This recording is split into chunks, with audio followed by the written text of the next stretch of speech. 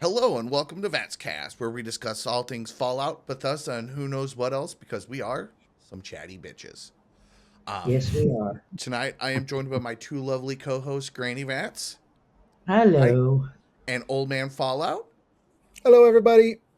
and our special guest, who needs no introduction, but here we are anyway, Mr. Kinggath. How are you doing today? I'm doing fantastic. How are you? I'm doing all right. Battling some hay fever, but other than that, we're okay.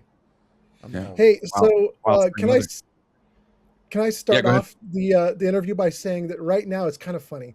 Right now there is a live streamer. His name is What Up Duck, and it's so funny. He flipped out about Kinggath just like 2, 3, 4 minutes ago, because I was live streaming up until about 4 minutes before we started filming this podcast, and then I immediately raided out of my stream into What Up Duck.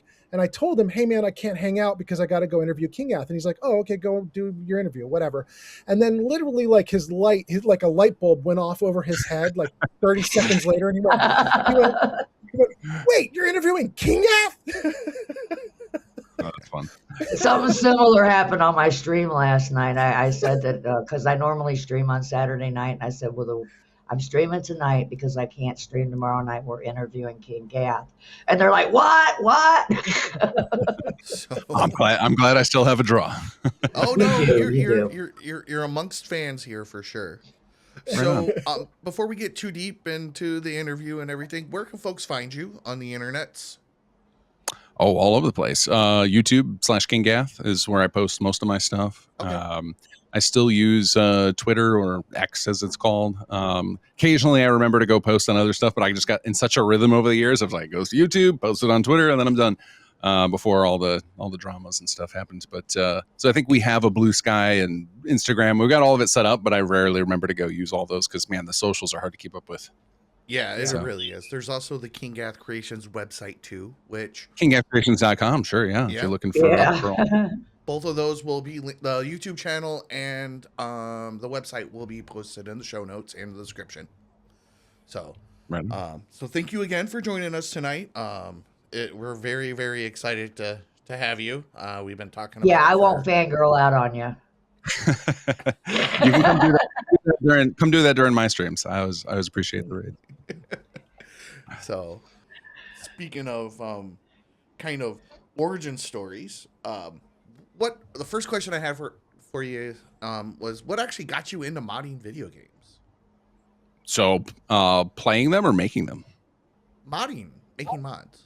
Like making mods. So, I guess it's kind of the same story. So, I found out about mods for the first time when I was 15, which would have been way back in the day. So this was Quake 2 was the game that I discovered them on. My tech teacher at the time set up would do a LAN party after school every day, and he would take the network computers and put Quake 2 on them, and he had a capture the flag mod before. I think now Quake 2 has it like if you were to buy the collectors, it comes with it baked in, but Yeah, it I think didn't it does. ship with it. Yeah. And so he had a capture the flag mod, and we would do that over again. And when he explained to me that like, oh yeah, some guy on the internet just made this, I was like, what? You could just add stuff to video games? And then so when Quake 3 came out and they put out like, it likes to put out like a full, used to, not anymore, but they used to put out like a full dev kit. Like you'd get full, here's this Quake 3 source code, go nuts. And like, I just got super hooked on that. So I used to make a lot of dumb mods for Quake 3 under a different username. I remember LAN parties back in the day. So good. I love them. I think we all had a different name at some point in our lives. Did we? Yeah. Actually, I've been Timmy T1000 since T2 came out. It's a great movie. Yeah. Well, I'm actually an OG gamer, so I started gaming when they put video games in the arcade. Oh God, yeah, I loved arcades. Those were great. Spent a lot of quarters. Yeah, it was a lot of quarters. Oh, Man, I I used did. to I do didn't pump- spend many because I was good. Time Crisis, man, that was my shit. Oh yes, Time Crisis is amazing. I tried to I showed my 8-year-old kid it, and he just was not into it the same way I was. I think it's too much for him to like the balance, the like holding the pedal, and coming in and out of cover, so he just gets Reloading, angry. yeah. Yeah, forgetting to reload. Yeah, he needs a Yeah. boomer shooter where you just no Yeah, reloads. Just you got a duck hunt. yeah, I yeah. remember Duck Hunt. Did you know this that you could actually? Not a lot of people knew this, but like with Duck Hunt, you could actually plug in a controller in the second slot and control the ducks. Really? No, I Whoa. never knew that. Yeah, Yeah, that was actually how the game was supposed to be played. yeah. Oh, that's amazing. I didn't know Yeah, that. no, They didn't just Had bounce no off the corner. That's why it was so easy. So, okay, all right. My next question I had for you on the docket was there any advice that you could give to anyone considering getting into modding? You know, there's a lot of upcoming modders these days, I know it. yeah. I would say, yeah, especially in the Fallout scene, man, it's huge. Like every time, Huge. not just Fallout 4, like Fallout New Vegas too. Well, Fallout New Vegas modders, I think, are wizards secretly. Like the New Vegas scene is unbelievable. Did you hear But I about would the newest one? The one they got coming out in the New West? Yeah, the New West, where they're going to try and build Van Buren. Yeah, that little animatic they did was sweet. That was like, that looks pro. Oh man, it this is was. a professional trailer drop. They actually just dropped a prologue, like alt start, where you can like play with some background stuff. Just kind of like I saw that. Yeah.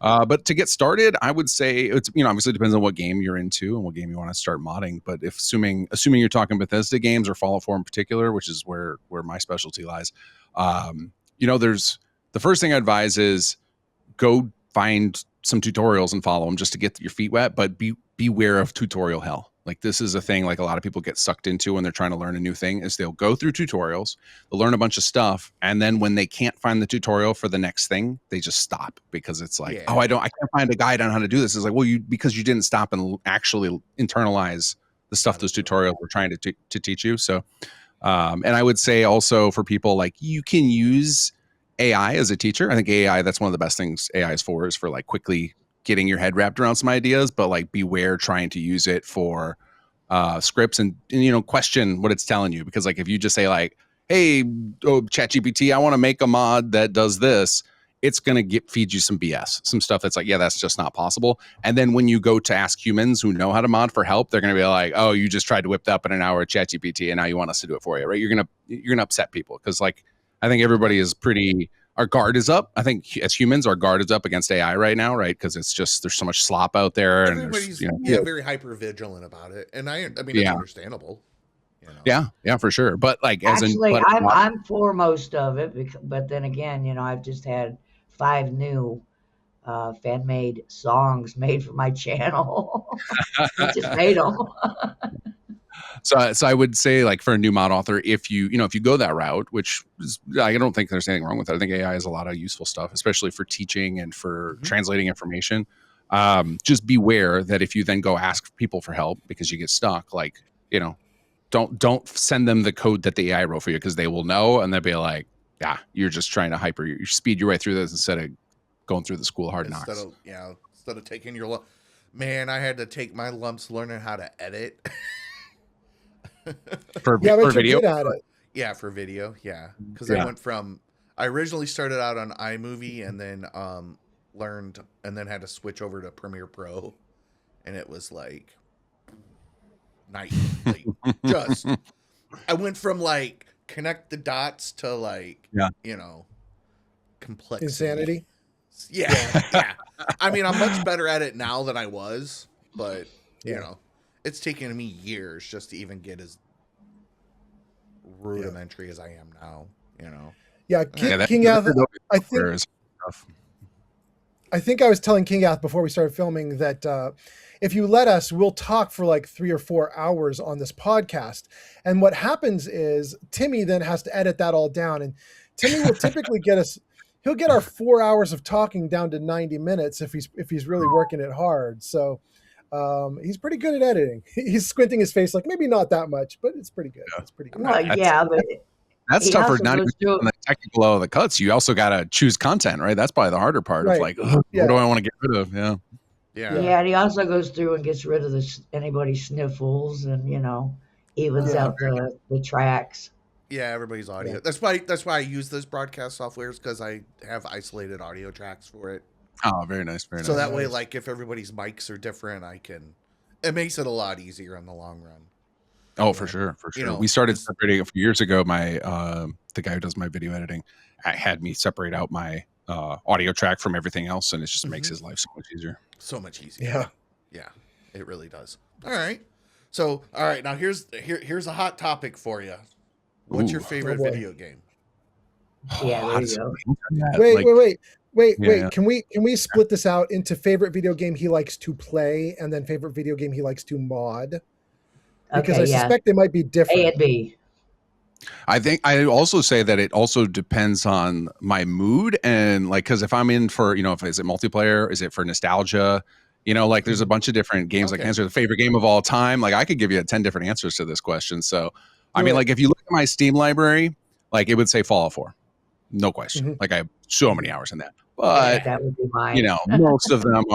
most of them are probably testing mods. So it's like, is that realistically my favorite game? I think Fallout 4 does do something for me. I think that's why I've modded it for so many years. I mean, I literally have played it.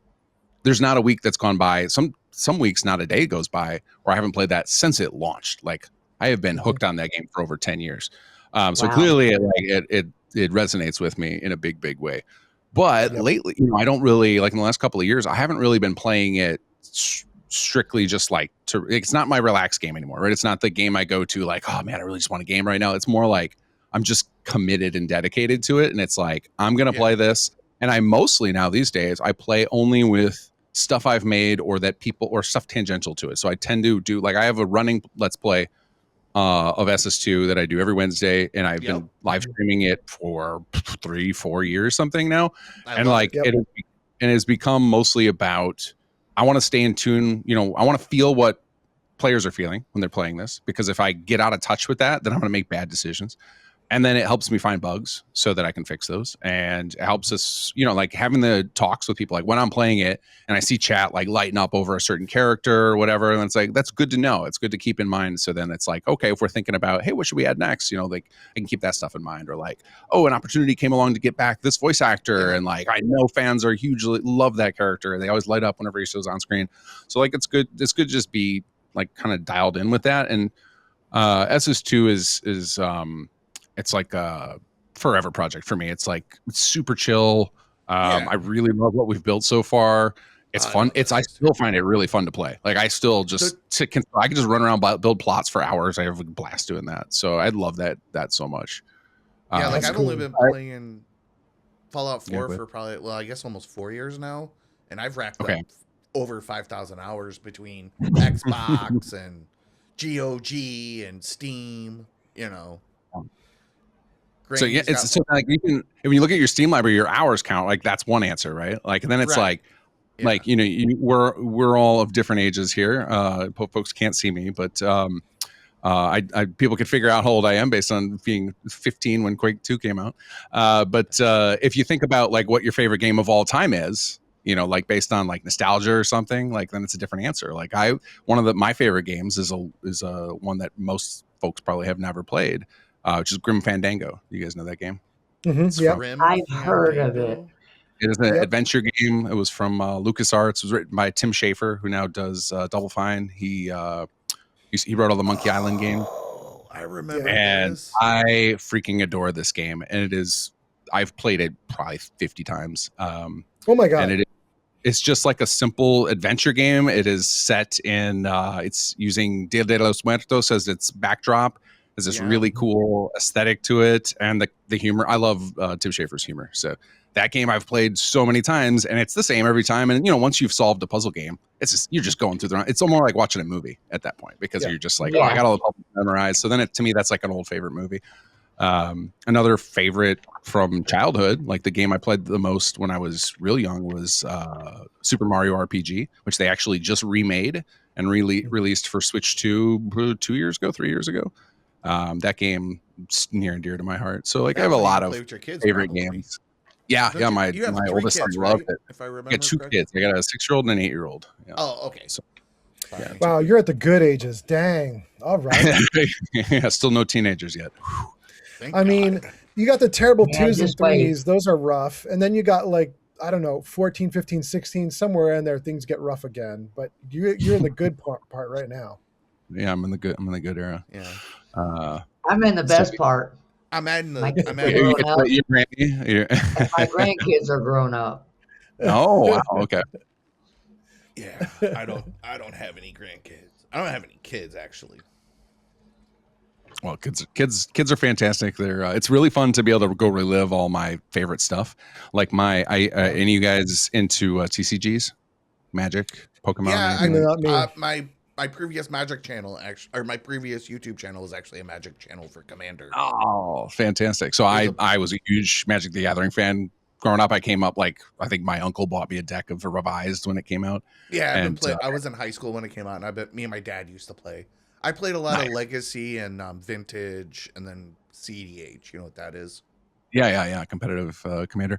Yeah, I Yeah. play a lot of Magic, but I go through like bouts of it where it'll be like I am so into it for like 3 years, and then it's like, all right, I'm done with that because it's expensive. It's a real expensive hobby. Yeah. Well, my son came home with cards the other day. I was like, the kids play this at 7 now? Like, what's going on here? And so I'm in a new rehash of playing it again with my kid, which is a different angle, and it feels totally different. You know what's a fun thing to play with kids is it's called Jumpstart. Yeah. Yeah. Those are the you like mix two of the packs together. Yeah. What you should do is buy a bunch of the Jumpstart kits, and then you just put them in teen bags, and then Okay. pick a color, and then everybody just picks 2 colors, shuffle them together, and it's a fun way to play like casually, and like Yeah. also like a good way to teach. So Do you ever watch Tolarian Community College? yes, I do. Yes, I love. So that. I saw my son and I watched an episode of that, and they had this format that we are obsessed with now. I don't remember the name of it. We call it Pack Wars, but basically you each open a booster pack. Yep. And you break the Shuffling, cards like up 3 into of each 5. land, basically. No, we do it. So this is a little bit different. This is something I saw recently that I don't remember the name of it, but we did do that. But what we found that we love is you take all those 15 cards that are in there and you break them into 5 piles, Mhm. and then you battle those piles against each other. And the rules are each player has 5 life in infinite mana, and you just play those games, and it's whoever wins 3 of the 5 is the winner. And we have so much fun. Okay. So much strategy to try and figure out how to, because sometimes you're like, well, this pack has like only 4 creatures, so one of my piles is just going to be terrible. So it's like you have to choose to sacrifice, like, all right, that one's just going to be a loser, so then I'm going to stack these 3 to try and win. Or there's different strategies to it. It's really fun. Yeah. No, I'm a huge Magic nerd. I've got a massive collection. Like I've got Power 9 and all kinds of RL cards, and just Oh, nice. yeah. I'm not quite that level, but I do. I love the game as well. I keep going back to it. Like everyone, I keep Arena installed on my phone at all times, just in case I get the itch. Yeah, I was gonna ask, how do you like Arena? I love it. It's because it's like a nice blend of casual, and like the interface for the old Magic Online is Okay, all right. that's rough. It's rough. Yeah, Moto. Oh God, it was.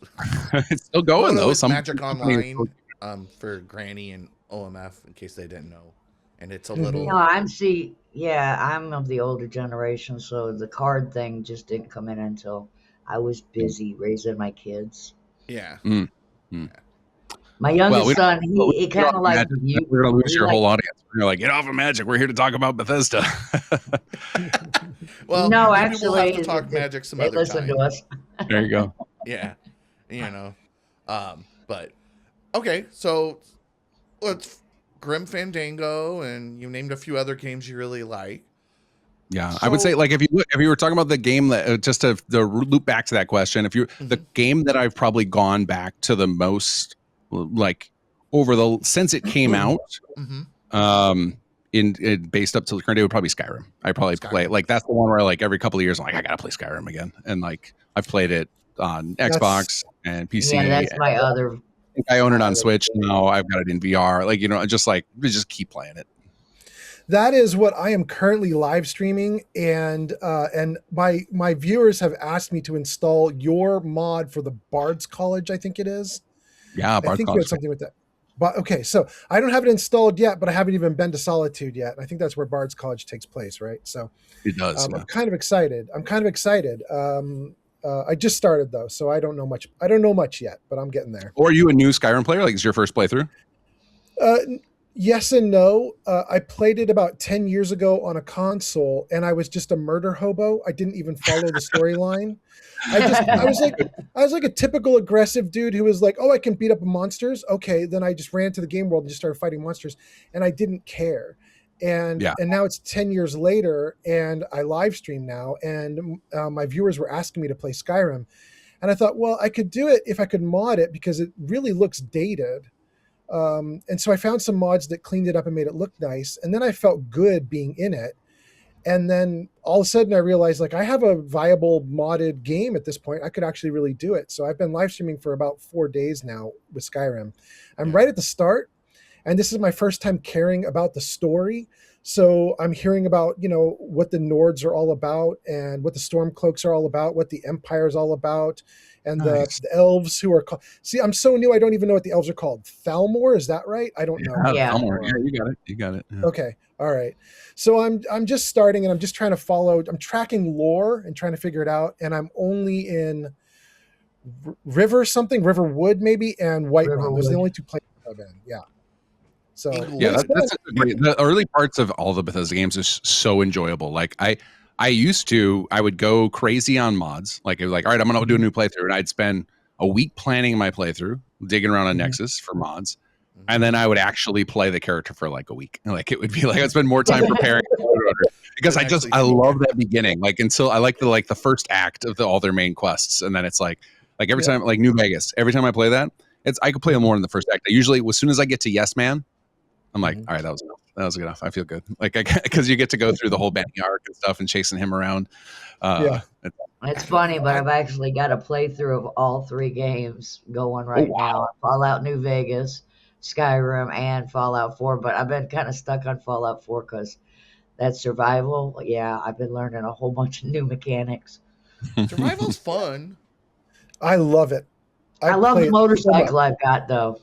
Yeah, Yeah. there's a mod on there that's a motorcycle. You fix it up. Yep. Oh, this is the one you But find the motorcycle by the campfire. I know what you're talking about. Yeah. yeah, I but have that the mod. motorcycle doesn't really come handy until later, Yeah. because you have to really discover places before you can actually travel on the motorcycle. Travel motorcycle. Yeah. Yeah. All right. So for our next question, dun dun dun dun, what are some of the like must-have mods? I know you kind of partially answered this, but what are some of the like must-have mods for your playthrough of really game of your choice? So like, if you want to talk Skyrim, we can do Skyrim. If you want to talk Fallout 4, Quake, whatever. It's so, like I said, for Fallout 4, I mean, I will talk Fallout 4. I actually have some mods that come to mind, but Fallout 4, I need more. I mostly play without mods because I'm trying to troubleshoot, right? It's like I'm playing and I'm showing people like what we do, but I'm also like, all right, well, if I run into an issue and there's no other mods install, then I know that the problem is either the base game or my fault. Or you know what I mean? Like where it's like it's something that I can control. I can try and fix it. Whereas if I have a whole bunch of mods, it's a cluster, right? Like when you go to a mod author and you have 500 mods installed, they're like, I'm sorry, bro. Like who knows what the content is, right? Yeah, exactly. Like good luck. Yeah. I play mostly with creation. God bless the mod collection guys, like people who run Wabbajack lists and stuff, because they signed up for a brutal job of being like they're in charge of curating, hundreds and hundreds of mods, and people are going to bring their complaints to those guys. So, so I guess for Fallout 4, it depends on, like the category, right? Like there's a couple utility mods I won't live without, even with my SS2 only playthroughs. Like HUD framework is brilliant and like lets people love it. Nice. You got to be able to add new HUD elements and it work. And I love stuff that works well on console too, because I love that Bethesda put mods on console and made it easy, right? Like you just go to the creation menu. It opened the door to so many more players and more people to get a chance to explore them. Because I'm thinking back, like when we used to mod in high school, what a pain in the butt it was. It was always like you got to go like go to these shady websites and you're like hoping it's not a virus in there, and then you got to like mess with INI files. And now like mods, and this isn't just Bethesda, but like to me, like they're one of the first ones that put it right in the main menu for a big game. I mean, they kind of like, I'm trying to think of the right term, but I won't Well, say. in my opinion, okay, here's the downside, Kinggath. In my opinion, I think Bethesda is relying too much on modders to fix their games.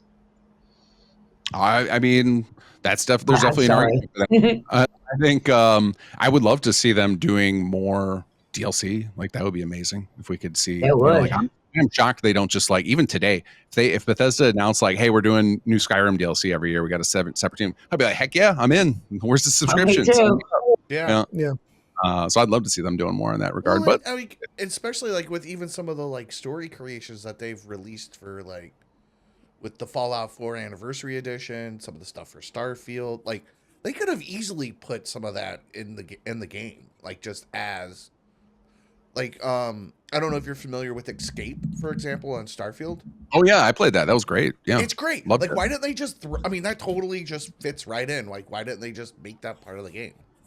So I can tell you why is it's QA. It is as soon as they go to change the core game, they have to QA the whole game again. And that is so expensive, especially a game of that scale. And I'm sure they rely on outsourcing and stuff. All big studios do. But like QAing a game of that scale is so insanely expensive. Yeah. So basically using the mod pipeline, they get to separate off that content and then they only have to QA that content. So that would be why. All right. Well, I mean, that makes sense. Yeah, that was such a good. I love the puzzles and the story with that one. Yeah, But, Escape was great. Yeah, that's a good one. I hope they do more stuff like that. yeah, I really but do. I think the mod. Oh, go ahead. No, I was just gonna say some of the stuff that they've done because I've kicked the tires a little bit with the Beast Hunter for Fallout 4 and some of the Anniversary Edition stuff, and they've released some cool stuff, like from Bethesda Studios, or I think it's Hobgoblin is who it's under, right? Yeah, I think it's Bethesda's like contracting out folks to make stuff and it's putting it under their account. Yeah, kind of So like to a the lot of Doom players, dungeon. I think it's like that just stuff feels like canon, right? It's just like like oh, it's Bethesda. They're not reading the description. They're just like, oh, this looks cool. It's free. It says Bethesda. I'm grabbing that. I'm in. Yeah. It's free. Yeah. Yeah. I love that free. Yeah, the free ups those sales quite a bit. Yeah. The for mods, I think I said HUD Framework was a big one for me. Was one. I have a silly one that is one of my favorite that whenever I'm playing for fun, I install. In fact, I keep joking on my stream I'm going to install it again. Have you guys played with Bubba Shot the Jukebox? No. Don't even know what that is. So, Well, you know we shot the Bubba Shot jukebox the Jukebox last night. Yeah. I didn't play the sad song. So anyway, it's all the radios become explosive, so you can shoot them. So as a streamer, I find that like a mini game of being like, oh god, I gotta kill the music before I get a copyright strike. So then I have to shoot. I get the radios. It's just a fun. So I love that one. That one's fun. That That's sounds cool. fun. I love I run into the radio and shutting it off real quick so I don't get. Yeah. It's fun to be able to just pull out a shotgun and blast it from afar. So I love that. Love that one. What's another one? Oh, have you guys seen Mind Games for Fallout 4? No, what's that? I think I've seen. I think this is it's my like obviously I'm biased and I love SS2 story, but man, Mind Games, that is probably my favorite story mod created by somebody outside of our team. So Mind Games isn't even fully out yet. It is just the prologue right now. It is incredible. It is so well done. The writing is fantastic. The voice acting is solid, and the scene work, like the amount of time Oscar, the creator, puts into like making sure you're walking through an area and like people are having conversations around you, like, oh Ralph, hey, I see you brought the new guy in. There's just it's so alive. It feels like I'm playing a movie. And even the prologue, I played it on a stream, and I think I played it for 3 hours, and I still hadn't finished all the content that's just in the prologue. So like this is going to be an that's epic. the one with the Nick Valentine. Yeah, he's supposedly taking that storyline. This is one of my favorite moments to point out in Fallout 4's story, where I'm like, oh my god, they had something great there and they missed it. Like I still love Fallout 4 story, but there was a nugget in there where I was like, oh, if they would have chased that, it would have been amazing. Which is the moment you come out of Kellogg's memories, and then Nick talked as Kellogg. Like that was Is like this that mod? Yeah, that we talked about it maybe 3 episodes back. We did talk about this mod. That is a cool mod. Yeah. It's not done yet, and I think right now, like this version doesn't even have that stuff in it. But this is the prologue, and it introduces a bunch of new characters and factions that I think he's going to like. Those are going to feed into the story. I think. I don't know. He hasn't. I talked to him periodically. DMs. I've actually met him in real life. Nice guy, and that mod. I was blown away by what he put out so far, so I highly recommend it. That's so cool. Cut. I think we should definitely feature that. I kind of want to play that one on my stream now. I'm adding stuff to the notes right now. Yeah, that'd be great. Yeah, that's a really, Mind really games. yeah, definitely play that one. Yeah, it sounds like Uh, something interesting. So the other one, like what are some other ones that are coming to mind? There's a couple of Diamond City Overhaul mods, and I think I haven't played it in a long time, so I don't know where it stands now. But at the time, my favorite one was Diamond City Expansion. I thought the guy had a great artistic style and really matched the feel of the base game, but made the city feel like way grander, like it was more packed. And there's a certain decorative style Bethesda has where like things feel a similar amount of clutter and a similar amount of detail, and when you go too much, it feels off in the same way if you don't do enough. And like this guy had it nailed perfectly. Like whereas like if Bethesda had shipped this, I'd have believed it. So that was another. Yeah. But that one came out. That was one in like year one of Fallout 4 modding that came out. So I don't know that if one it's hasn't been updated since 2020. You know, that's something most people are saying about SS2 is that you can't really tell the difference. You think it was already belonged there in the game. That's what we try and do. That's kind of our goal. Like same thing with Kinggath Creations. That's like one of our like baseline principles of like when we're designing and we're arguing amongst our team about what we should do. It's like, well, what's going to feel natural? And if we can't do it in a natural way, we can't do it because we don't want people to be like pulled out of it, right? Like there's a certain amount of gaminess that's in these games that you can accept. You know, like occasionally there's pop-ups, right? There you got to hit an okay button too. And you know in the base game where those types have come up. So if you try and put too many of those or you put them in the wrong place, it just feels wrong. And like we try and avoid that feeling. Now SS2, obviously for usability, because it's a very complex mechanics mod, we've had to like break pattern occasionally. And I hate when we have to do it, but it's like there's so much information we're giving the player for all these mechanics. Sometimes, you know. Yeah, you sometimes have to. Oh to. yeah, So, I mean same with Fallout London. Actually, they did a great job when they updated because it was confusing at first because you didn't know what was going on, but then they turned around when they updated and they added characters that kind of let you know. Yeah, that was a really good expansion. Lay of the land.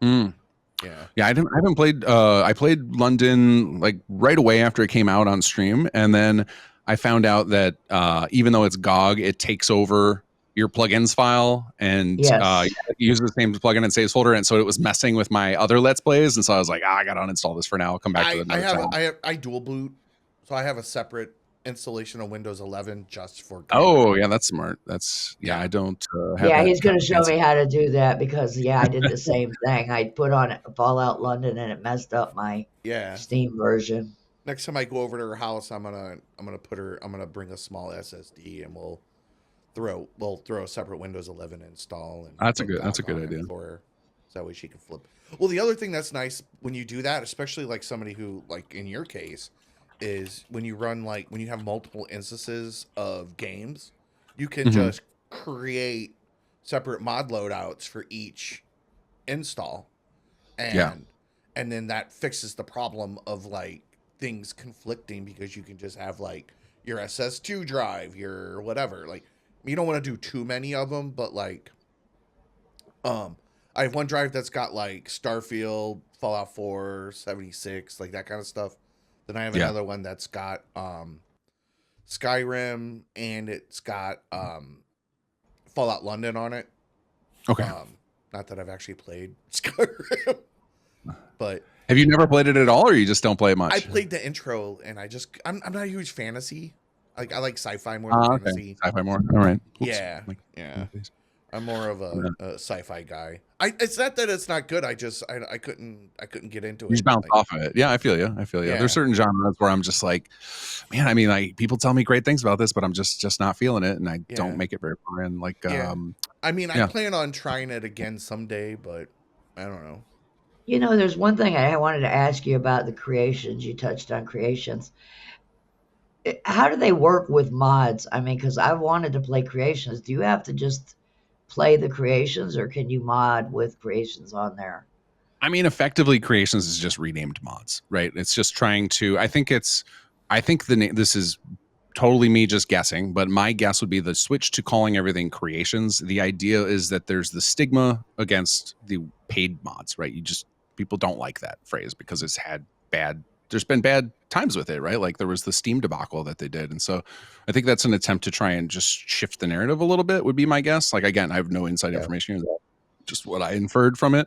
And we obviously embraced the word creations because I like that. It's like I named my company that, Kinggath Creations, of just like, well, first of all, it doesn't pigeonhole us into one thing. Like we want to create other stuff, we can, and it doesn't feel weird. Yeah. But yeah, it's just a mod basically. Is creation. It's just another name for a mod. So yeah, you can use them interchangeably.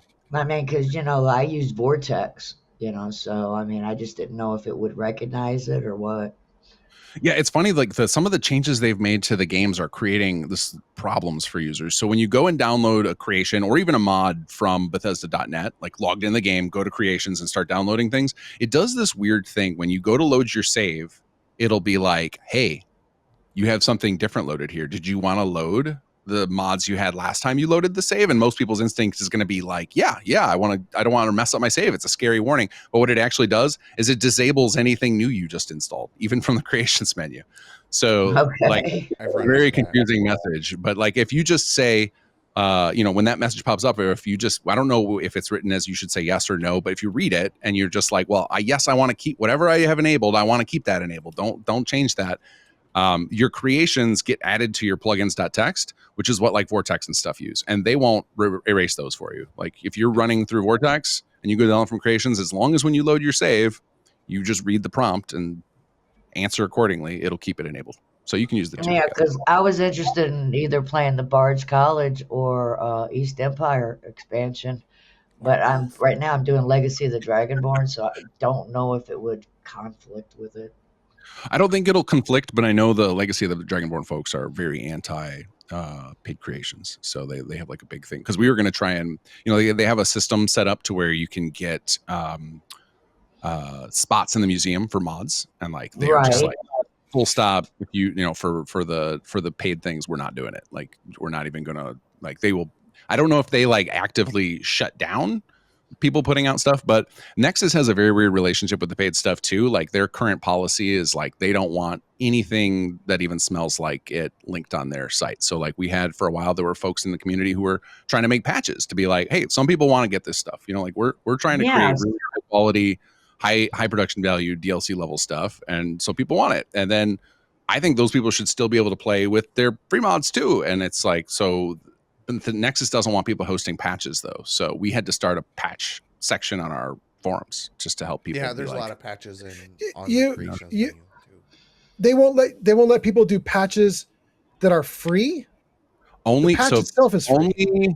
Only the person who made the mod can host the patch. So if let me think of a mod. So like what's the Bard's College mod by Become a Bard. Like so say Become a Bard.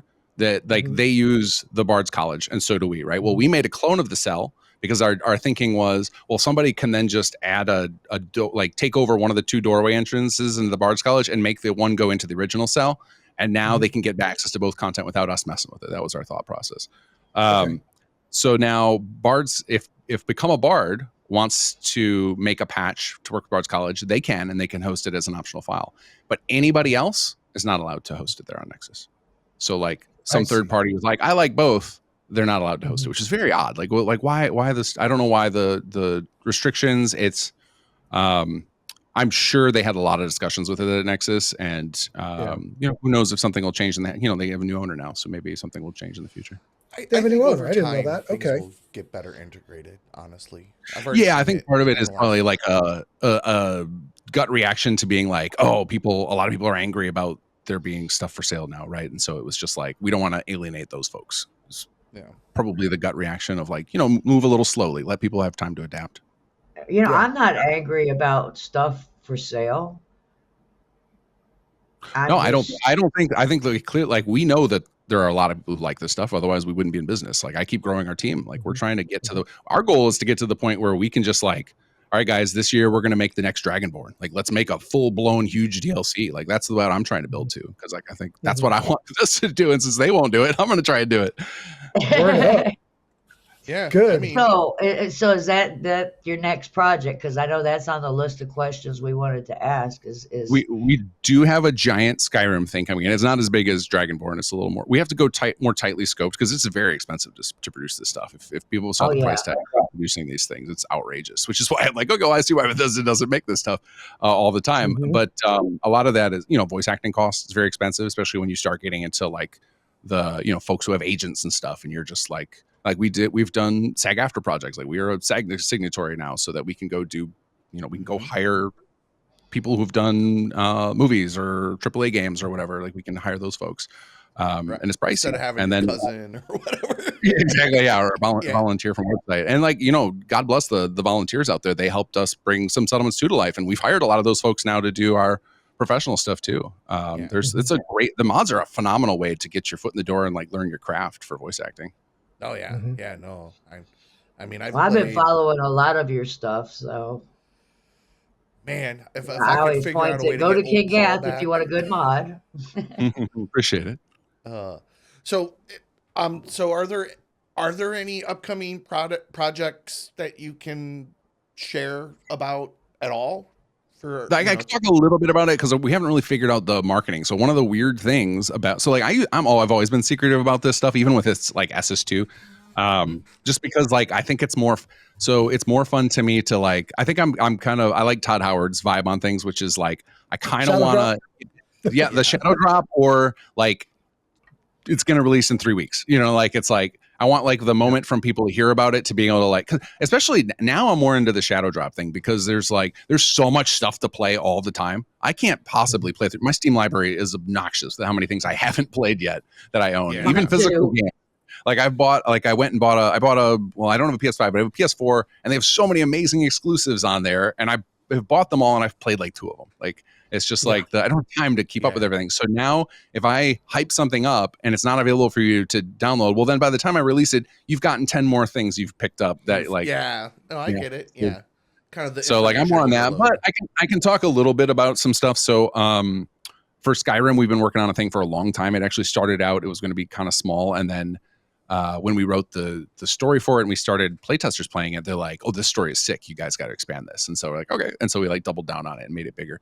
But I, one of the things I've talked about on our Discord, and I think I've done a little bit on our live streams, is like one of the things I can tell you about it is like after the story, you're going to get a super unique companion for Skyrim, like something that I don't think anybody else has done before. Really, and it's really, really cool. So we have a big giant Skyrim quest mod coming out that will end up with a companion. You're going to get some new equipment. Like one of our is we always like to make sure you get, not only do you get a big story, but you get new stuff to play with. We can give you some toys, some mechanics, or some new unique pieces of equipment that let you do something you couldn't do before in the game.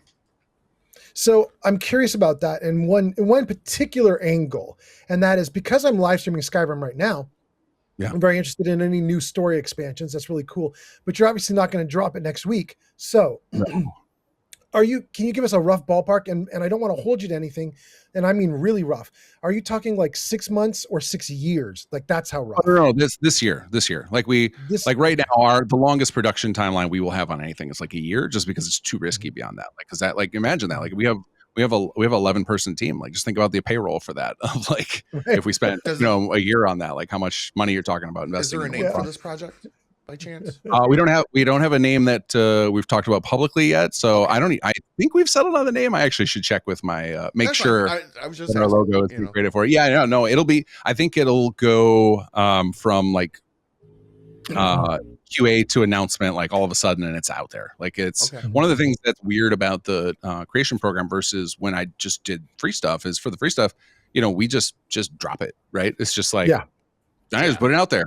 Whereas this now, it's like Bethesda has to QA it, and then their marketing team, especially for stuff at our scale, like they want to have some time to like, they don't want us to drop it and then like, but then the Oblivion remaster comes out and then just totally destroys us. They don't want to do that to us. So they don't tell us when the shadow drops are happening, but they'll be like, maybe you don't want to release that week. Like, let's aim for something here. So they tend to give us like it'll be like in a couple of months or whatever. They'll like suggest some dates for us, and they'll push us toward something later. So we haven't even submitted it to them for QA yet, but we are like we're wrapped on it as far as other than fixing bugs and stuff. So it's coming along, but I have no idea. Sometimes like for example, Bard's College, we finished it in May of 2024, and then they wanted to reveal it at QuakeCon, so it didn't get released for a few months. So that could happen with this too. I don't know. Yeah, I haven't played Bard's College yet. I think the team did an incredible job with Bard's College. It really took little bits of it. like The idea was to take the Bard's College, which was a pretty underbaked faction. It has, it feels like you're about to start a faction quest line, and then you just get a couple of little Radiant quests. And so we're like, well, what if that group had like a full quest line, just like the Companions or the Dark Brotherhood or the Thieves Guild or whatever? So we took that angle and went with it that way. And then there's a lot of I sides. was just telling Timmy the same thing earlier before you guys showed up, that those two areas, it always felt like between the college, the Bard's College, and the East Empire, that there should have been a quest line attached to them. Yeah, like they were underdeveloped. Yeah, and I don't, and it's almost one of those things where damned if you do, damned if you don't for Bethesda, right? Like if they want to just add some extra little content in there to just be like, oh, this will be better than, you just talked to a guy, and then they put in a few little Radiant quests, and then you're like, oh, that was lame. You know what I mean? Like it's like, they either have to go all in and make a deep quest line, or they just shouldn't bother because you get people unhappy with for modders to expand upon. Yeah. I mean, the Bard's College had that one major quest, and then it just those minor ones that were like, oh, really? Seriously? Yeah. Well, I'm going to be installing the Bard's College expansion into my live stream. I've already played like 10 hours into the game, though, but I have never been to Solitude, so I'm hoping that installing mid-game doesn't hurt, because I haven't even touched the areas that it touches. So we set it up with multiple entry points. So if you're playing a fresh save, or if you're playing after you've already done the vanilla Bard's College content, like our stuff pops in good. Like, I mean, that's something that we spend a lot of time with everything, like free mods too. Like anything we release, like this has to work for a brand new player or for somebody coming with a save with 1,000 hours on it. Like obviously that save with 1,000 hours is going to be a little sketchy because these saves tend to blow up over the years. I'm dealing with that right now in my current playthrough of Fallout 4. It's like, this thing is, I look at it in, you guys ever looked at a save in the save file editors? I don't even know how. Okay, so these games, all the games, there are people who put out save file editors, and you can do stuff in them, whether it be like, I'm gonna give my character some points or whatever, like a cheat mod, or you can just look at it just to see how much data is piling up in it. And I do that on my saves periodically just to check their health, and like, it's like, this one's getting a little rough. Like you can just see like a bunch of, it'll give you like, here's suspended warnings and stuff like this of all these things where you're safe barely hanging on. Yeah, I tend to delete a lot of my older saves. Yeah, I do too.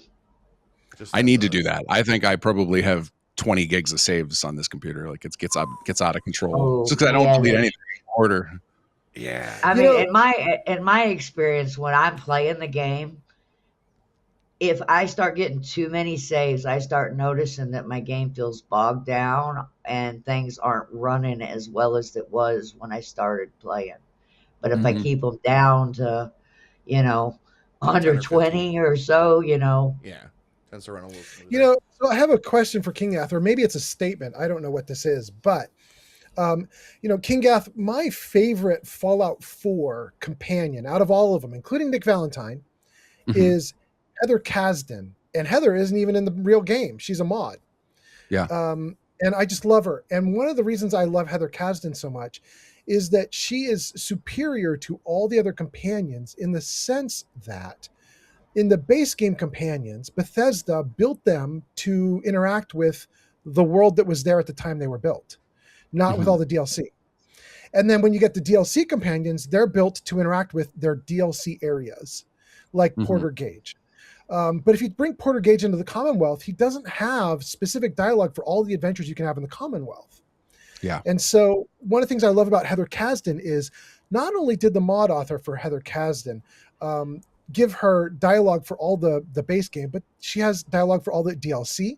But then the mod author apparently just went nuts because Heather will also comment even on some of the larger DLC, larger mods, including that are SS2, not DLC. Right? I don't know about SS2 because I haven't played SS2. I couldn't speak to that. But what I do know is I installed Caves of the Commonwealth, and I took her into the Deathclaw cave, and she was like, "Are you crazy?" She was like, just freaking out. I was like, wait, how does Heather know what we're doing? Like, it was crazy that Heather knew that. And so my thought or comment to Kinggath would be, if you have this new mod coming out for Skyrim, and there's going to be this incredible companion, consider that. Consider the thing I'm saying. Like, it's really cool when a companion that you get can speak to various areas of the game that are not part of what the companion does. It's so amazing. Yeah, we definitely. Yeah. So we've definitely done. We definitely like. Actually, that's something that a pass was just done on to make sure that there's commentary on major locations and base game and Oh, I DLC. love it. But like tying into all the different mods and stuff, there would be a total because it's not Yeah. just like with Heather. I'm sure this is like either the mod author. I don't know who does the voice for Heather. I know who makes it, it's Llama, but I It's don't know the same if person, right?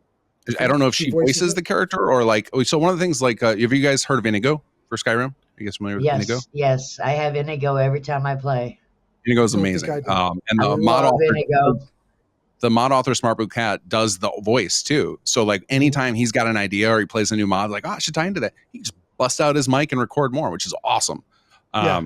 And it's like, for example, like for our companion, if we want to do that, like, we got to call up their agent and schedule a recording session, and there's a minimum fee. And like, it's not a simple decision to do that. So, Right. but like if a companion, if people love it, like my hope is that anytime we do any companions, we can go back and revisit them periodically. Like SS2, we now have 3 companions. If you play through all 3 chapters, you get Jake.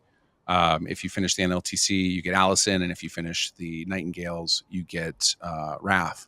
And all 3 of them have a. You do?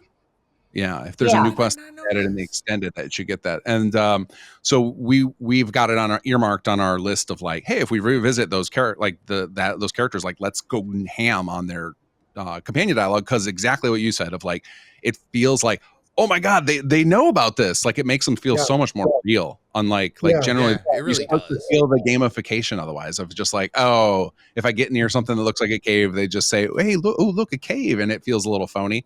So having them have like real commentary about what you're doing just feels so much better.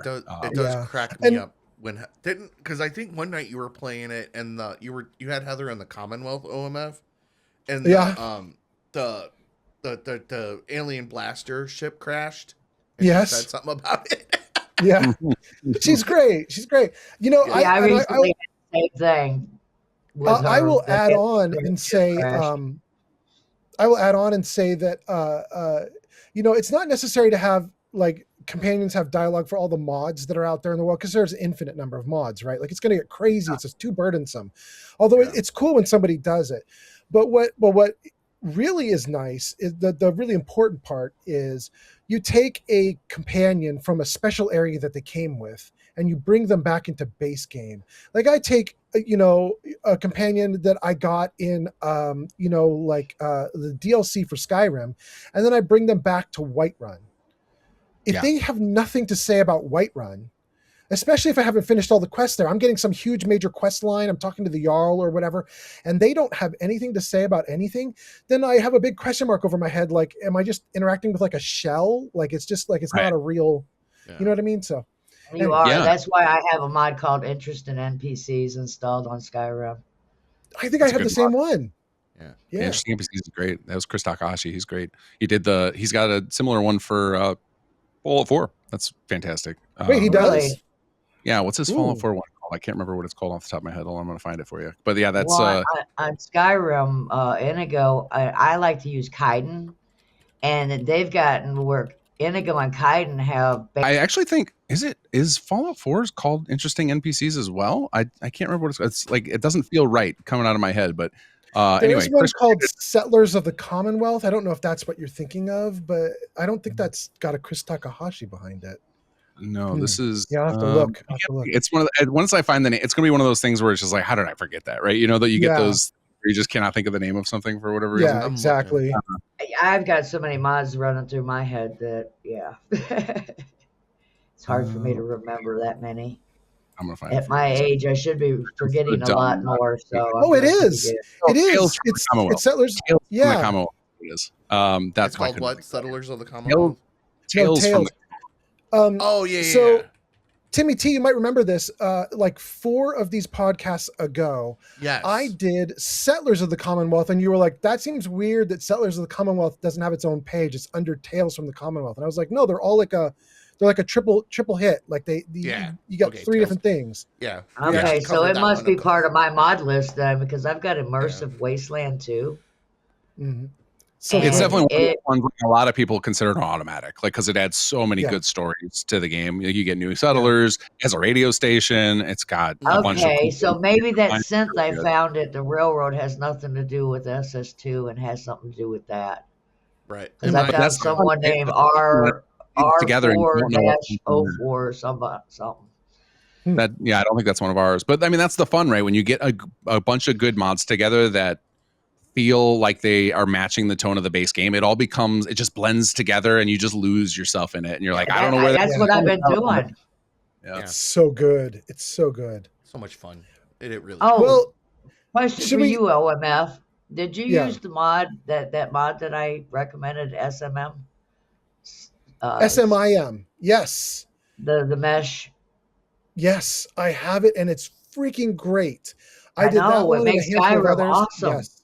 Oh, it's so good. That static mesh. Yeah. Kinggath. Yep. I've not heard of this. No, I don't. SMIM. No, I've not heard of it. No, static mesh. Something. He went through and totally redone all the ropes and bridges and wood and just everything, and it just made it look real. It's He static mesh basically added improvement polys. mods for Skyrim. Is this for Skyrim? Yeah. Yes. Ah, got it. Yeah, no, I have my Skyrim load order is pretty bare bones right now because again, showing off Kinggath creation stuff, and then I still love the vanilla game. Like every time I play Skyrim, it's combination of it's nostalgia and fun. Like it's like I get to simultaneously like feel like I'm going back in time a bit because that game's 15 years old now. So Yeah, I still love it. Showing its age. yeah. Like They me. gotta get It's so pretty. It's They so gotta pretty. get Like two some of the on Elder VFX Scrolls in that 6, game are man. fantastic. That skybox in that game is incredible. There's some stuff in there that still holds. Yep. Man. All right. Well, just so that way we're not dragging too long. Are there any planned like feature expansions for McLaren Outfitters or Watchtower that you guys have planned, or maybe you're kind of like, in the later development stage or waiting for QA on? So we tend to do we have plans for everything, and it's like which ones will manifest is always TBD. Fair. So like usually during development we come up with some ideas like, oh, that would be cool too, but it's like, guys, we're trying to wrap this up. Like we want to actually ship, because the problem is you can get, if you let yourself feature creep forever, you never release anything. Like, and then that's not fun for the audience or you. So eventually we like get to the point where it's like, okay, well that feels good, like that little extra bit. We were talking about earlier with like sometimes Bethesda's a damned if you do, damned if you don't situation where they're like, all right, they put out a couple of little quests for the bards, but it wasn't satisfying. So then would they have been better off not shipping it at all? Sometimes we get stuff like that where it's like, oh, we started to plant the seed of this thing and we're really cool, but we don't have the resources to give it the depth it deserves right now. So let's wait on that. Let's hold off on that. So for a good example would be Helvana is the main character in Bard's College. Yep. And we thought about making her a follower, but the expectations for followers are so high that it's like, okay, that is a big investment of time and resources of like, let's do that later. Let's try and do that later. So like we have a lot of ideas for how we could do it, but it hasn't been done yet. So we have a lot of ideas like that for everything. Watchtower, we do have writing in process for an expansion too. So Watchtower during oh, awesome. So Watchtower during development, we ran into something we didn't expect, which was we hit the limit of how big of a thing you could release. So we hit a 2 gig limit, and it was like, oh my God, what are we going to do? And we were like, well, we can't, we have to pick stuff to like trim out to make it work. So we chose the thing. I think we made the best choice, but it's still unsatisfying is, without spoiling too much, there are a lot of reactions to post Unity. So anybody who's played through it will understand why. They know what I'm talking about. But there's a lot of reactions if you play it again through Unity. Well, there's a point in the quest line where the reactions stop, and that's where it's like after like the third or fourth quest or something. I think. After about the third quest, the reactions stop because we ran out of space. So it was like, okay, well, we just won't. We'll save that for later. So that is in development right now because we figured out a bunch of cool compression techniques to get the file size of Watchtower down. Okay. So now it's like, all right, well, we can do that stuff now. Like, let's finish that off. Because in the same way of having a companion not acknowledge what happens to you in another quest, I feel the same thing happens in Unity when the game doesn't react to things you've done before. So we're trying to resolve that. And they went really light on that. I think they should have. That is one of the I wish they would have done a little bit more to kind of I feel like, I mean, I love Starfield and I play it a lot. It's just that like the Starborn powers, the post Unity stuff, like they didn't quite lean into that as much as they could have. I think. Sure. You know what I mean? Yeah, I think the post Unity stuff I would love to have seen that done differently. Like I would have loved to see Starfield be a time loop game where it was like, okay, certain this is a vision I have for it, and it's not really feasible for me to do, but like imagine if like you go to do a faction and your choices had real nasty consequences where it's like, oh, you chose wrong during the UC quest line and the UC collapses and the pirates take over. And now you go back through Unity to try and fix things, right? Like that to me would be cool if it was more like like a Groundhog's Day or what's the Tom Cruise one that had 3 different names? Edge of Tomorrow. Edge of Tomorrow. Yeah, but for a while it was called Live, Die, Repeat or something. I think when it was in theaters and they changed the name. Yeah, that type of thing where you're doing it over and over and get to the perfect ending. I thought that would have been a really cool way to use the Unity. That would have been cool. Yeah. So well, okay, well. So you guys want to? So you're talking about expanding the post New Game Plus mechanic, the post Unity. What about for like any planned features getting added on for SS2? Yeah, so SS2 is in right now. I'm in SS2 is in kind of bug fix mode. So it's like me and just a couple other people who are coders are the only ones touching it right now, and we're just trying to like fix everything because we have so much tech debt. It is like you go for years of like. Boom, boom, boom. Like we wanted to ride the excitement of building out all the story content, right? It was exciting for our team to be like getting that stuff out. It's a good story. I think, Richard knocked it out of the park with the story. He's a really good writer. I really love how they brought Paul's son. Oh yeah. And some of the post-launch content with Paul's son. So we wanted to get all that story content out because a couple of reasons. One is, you're writing inspiration from all these artists who are doing this stuff. Whereas like us coders, like I play the long game. Like I can stick to something for 20 years. I've been playing Magic since I was 15 years old. Like I can keep going for the same thing forever. I find artists not necessarily the case. They want to chase new shiny things, and God bless them. So we wanted to get it out before people lost their excitement to do it. And then voice actors, a lot of these voice actors, especially in the volunteer space, maybe they move and now their equipment sounds different. And now if we record their character again, he's going to sound different and it'll be very jarring to hear it. Have you guys ever noticed the difference between Nick Valentine's audio in the base game and in Far Harbor? It's like, it's so different. It's like the guy was in a different city. Like it sounds so different. And we didn't want that. Or it's already happened is that some of the voice actors we worked with have quit. Like they're just like, I don't do voice acting anymore. So like the voice actor who did Aiden, River Kanoff, he's like, he retired from voice acting. He was a professional voice actor. He did a lot of anime dubbing and video games and stuff. And he's just like, he has said, I love you guys and I will come out of retirement just for Aiden if you guys want to do something. I like Aiden. So. Oh, that's cool. I love Aiden. Yeah. So crusty. But so we wanted to get it all done before the main cast just like had to dissipate. So the story content is largely on ice right now. So there's more stuff we want to pursue. We have a lot of stuff we want to pursue. One of the things that during chapter 2, we introduce a character that just disappears unceremoniously and never shows up again in chapter 3. And he was meant to the gunner leader of the, Algernon. Yeah, Algernon. And Algernon was supposed to come back and he was going to start building a new splinter faction of the Gunners that you could recruit as an ally. And like the voice actor was never available during our production schedule of 3. So we're like, all right, we'll shelve that. We'll try and come back to it later. And it just never happened because we got busy. Like we're doing other things, right? We're trying to do more professional stuff now. And then like all of the HQ leaders. So like Cassandra and Salvador and Aiden, Lupe, like we wanted to do like companion style quests with each of them where you get to go explore their background a little more and resolve something, just like the base game Fallout 4 companions. You get to know Kate or McCready or whatever, and then you get to know more about them and then you get to go help them with something. We wanted something like that for each of those folks. And that just hasn't made it in just because it was like, well, it wasn't key to getting that main story wrapped. Right. So there's a lot of stuff like that we have like in the dream phase. There is a section of content. We had another HQ person, that was supposed to be like the 8th one of the like leaders.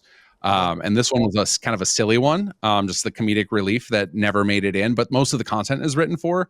And so that is the most likely next piece of content that would come to SS2 Ooh. because if the Wait, writing's whoa. done, Hold up. yeah, I forget. yeah. I don't know why I'm drawing a blank on his name.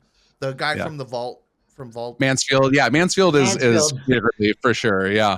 But this was this was like more like Wild Wasteland comedic relief. Like it's maybe kind of out there, but it was really really fun. And that might come in later on, but it's not in production yet. It's like, but the writing is one of the first battles because we have two writers we use primarily, which are Sarik and Cynical Bounce, who write most of the content for SS2 and KGC. Well, KGC is their career now, so like for them to focus on SS2 stuff is a problem, right? Like it's like they now rely on this for their, like, this is their living now. So like SS2 is always been the hobby space, and so I keep doing it as my hobby. So we have another writer that we work with, and who goes by ND Cowdy. He did the CPD quest line, and he wrote for those of you who have, none of you have played Bard's College, right?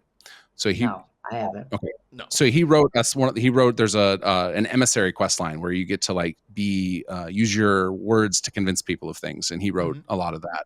And he has been, over the last few years, are any of you familiar with Conqueror? Yes. Do you know the I've Conqueror? played Conqueror. I've never played it, but I've seen it. I've played it. It's a little rough around the edges, but I really liked the writing and the characters that came out of it. So I had this vision of like, we need to port that to SS2 one day. And so, well, you did kind of with the mechanics. Yeah. The mechanics made it forward, but the story didn't. And I really like the characters, Jammer, Ophelia, Maul, or the big three. And so we had a problem though, is because Conqueror's antagonist is Aiden. So, and then we brought Aiden into SS2 as a main character. So it's like, okay, well, if we just port the story verbatim, well, now we have conflicting storylines, and if people and the Raider story, it's a Raider storyline is the Conqueror stuff, and it's not nearly as deep as Jake's story. 3 chapters worth of content. Like the Conqueror was equivalent of like 1 chapter. So if we port that over and then people choose to side with Raiders, they're going to be disappointed because they're going to be like, oh, now I get to choose between 2 epic storylines. It's like, well, no, one's like light epic, it's like, so it would have been it's like 1 chapter's worth of epic, I would say. Exactly, right. And then so that, but then if you like, right, well, if we forced you to make the choice of like, well, either you side with Aiden or you side with Jammer, it would have felt real bad. So ND County has been for years rewriting the Jammer storyline to fit alongside SS2 as like the largest side quest we've ever done. And so that is something that we are moving toward production. So like I'm going to be putting out a call, and I'm treating it like the initial release of SS1, where it was like, guys, I want to build a thing and I'm looking for people to help me. So like, it's going to be, I'm basically like spin up a new team in the volunteer space to be like, and some folks that work at KGC are going to help. Some folks that I worked on SS2 will help, but like there'll be spaces for new folks who want to come in and help build a new thing. Nice. That's cool. Well, so that's probably a good follow-up question then. I have started to put my toe in on doing voice acting stuff, and I started talking to one Fallout team of modders that were doing some voice acting work, and it didn't work out, but I'm very interested in it. And so you just said you're putting out calls, so maybe on the podcast here it'd be nice to hear, like, if people are interested in what you're talking about, where do they go to see these calls? So I usually put them on the forums on simsettlements.com. So for our professional stuff, we for voice acting professional, we pretty much only go through agents anymore for KGC. So like that stuff we don't do open calls for anymore. Got it. But for the stuff that we're doing with SS2 or anything in the free space, so for even actually for the charity mods, have you guys seen the Voice of Palooza mods we've done the last couple of years? Yes. So for those now, it's usually like the Fallout for Hope organization and like Wes Johnson like usually have like pros, or they're like, oh, they want to join in this year, right? So that's usually like already taken care of. But stuff like SS2 or anything in that space that we're doing kind of open, I will put on the forums of some settlements. I can start putting, I should probably start putting it somewhere else, but that's just where I've always gone to. And then I usually announce it in my YouTube videos, and then people will reshare it, hopefully. So yeah, I don't have any great spot to serve. And we used to use Casting Call Club. But we found that we get a pretty mixed bag from that these days, where you're like, you gotta go through a lot of like kids using their Xbox gaming headset before you get to somebody who's actually trying to do it for real. Yeah, no, I get At it. Kinggath, I was actually in the stream watching as you and I'll be Wes were right back. watching Gopher Keep play going. the new mod that you guys had made. I forget the name, the alien mod. Yeah, that was a lot of fun to do. Yeah, I was there in the chat and I was like, that was pretty funny. See, I love Gopher. He's a hoot. Gopher's great. Yeah, I'm a big fan of Gopher. But yeah, translation data came out really good, and it's always fun to play those with Wes. We actually talked about after we finished that one that we need to move it earlier in the day, because when we stream it, it's a terrible time for both Wes and Gopher. It's like 3 a.m. for Gopher and like 7 p.m. for Wes. And it's like, we got to start doing this like in the afternoon or something. Yeah, I have a pretty big fan base in the UK.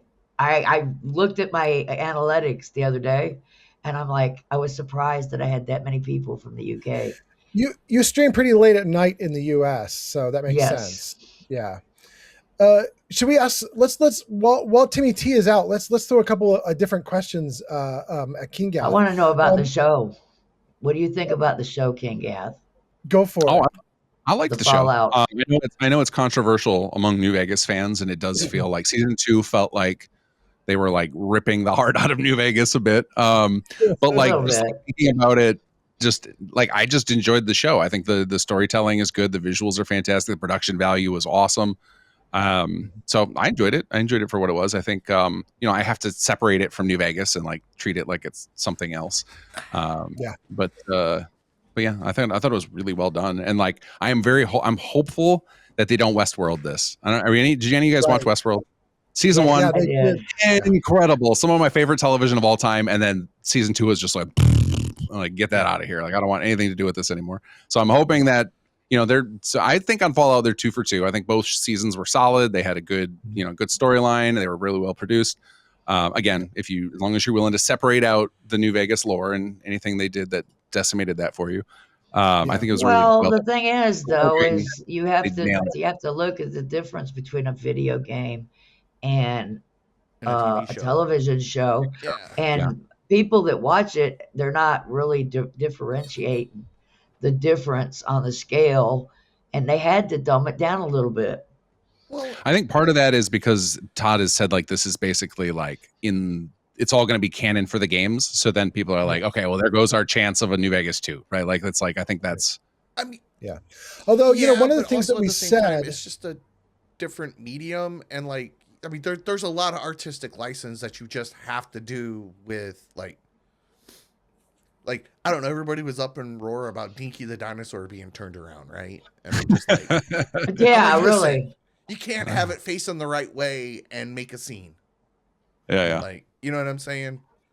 Yeah. Like, or the swimming pool being there.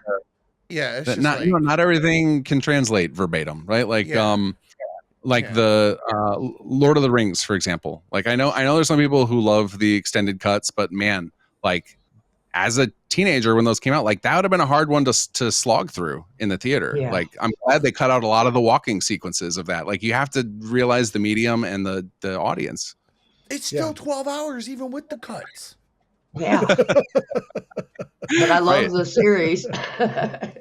Right. So like, and I love, and you can love the books and you can love the movies and you can love the extended cuts, but it's like they're different audiences and you have to make some changes sometimes in different media. I mean, I love me some Blade Runner, but Your Android's Dream of Electric Sheep is way different than Blade Runner.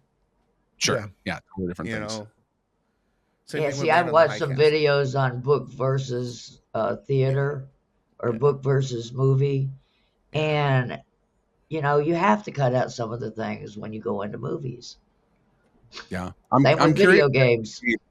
I'm curious if the new Harry Potter TV show will be any good, because I thought the movies were fantastic. The books came out like just after, like I felt a little too old for them when they had come out.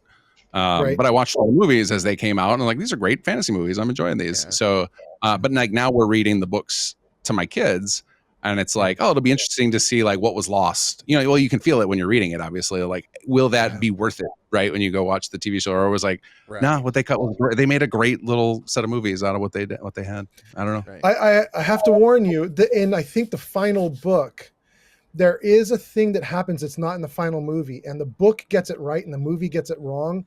It's very frustrating. If you've read the books and you know how it goes with Harry being in a hiding spot listening to something, I won't say more than that, but Harry is in a hiding spot listening to something. And in the books, Harry has lots of agency, and in the movies, he doesn't. And watching the movie, and I had read the books beforehand, watching the movie, I could barely sit in my seat. I was squirming. I was like, that's not right. It did happen that way. Yeah, exactly. Yeah, I would definitely, in general, prefer to like watch the movie first and then read the book of most things, because it tends to be that the book is going to give you a lot more detail. One of my favorite books of all time is Jurassic Park. And I remember, I watched the movie first, I'm sure, because of just like at the age I was when that movie came out.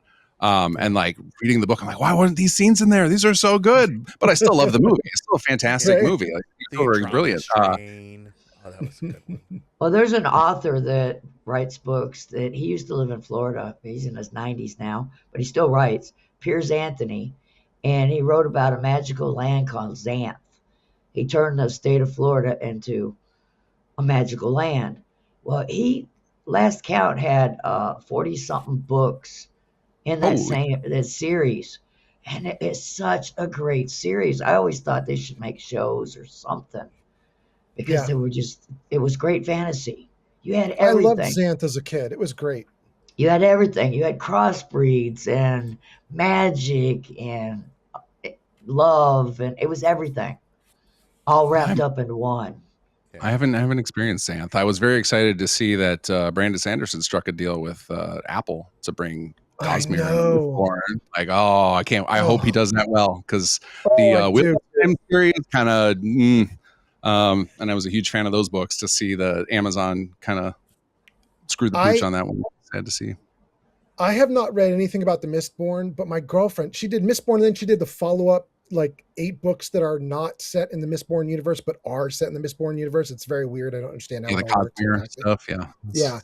But my girlfriend has been reading them, and she is carrying me along with her.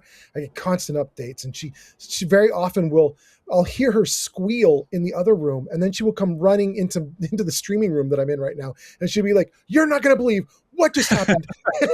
On our last podcast, we were talking about Todd Howard's interview.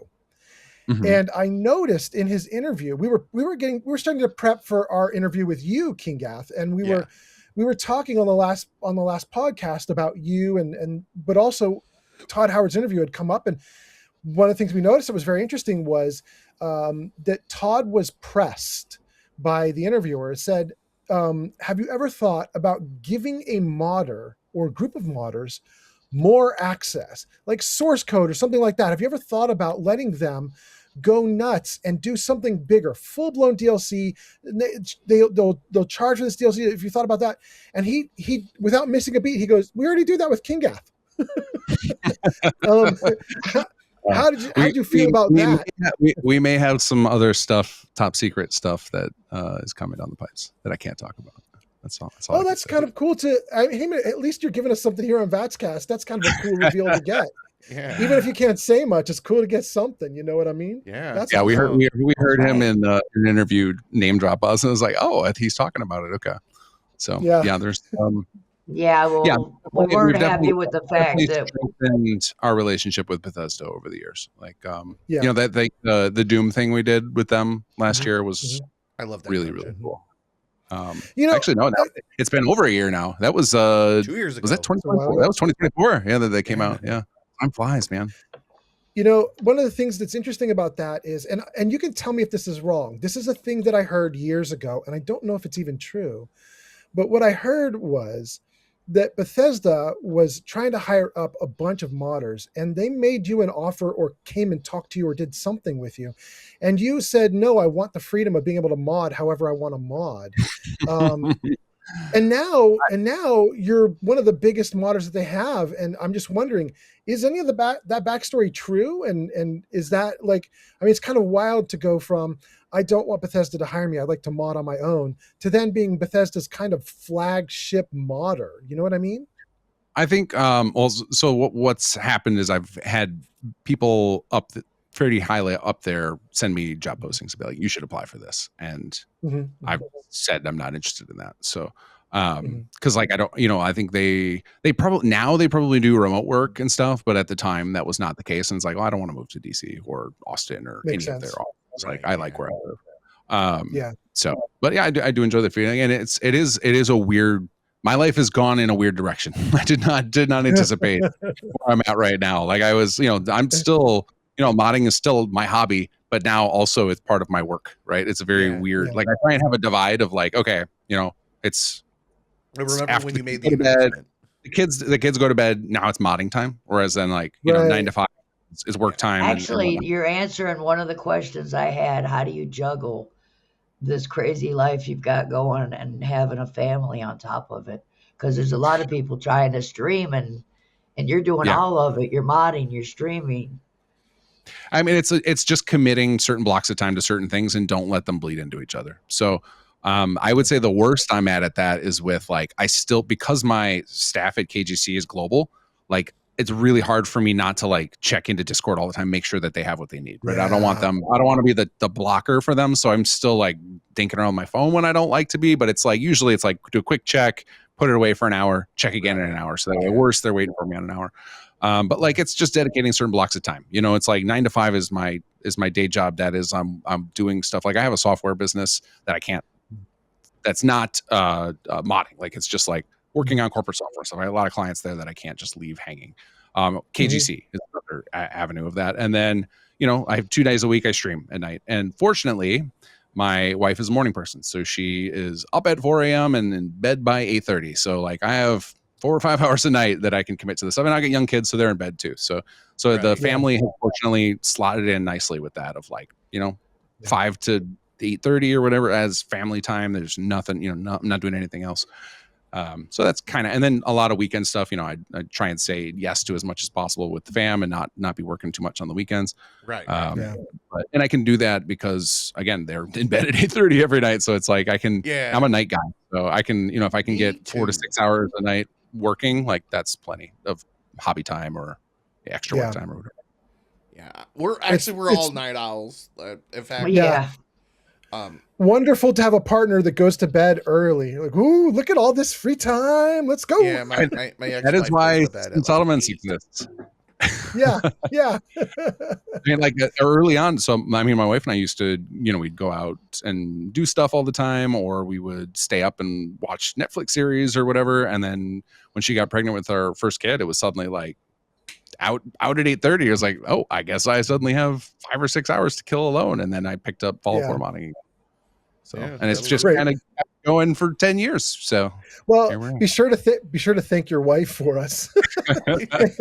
On behalf, my ex-husband was an early bed person, but he insisted that I go to bed too.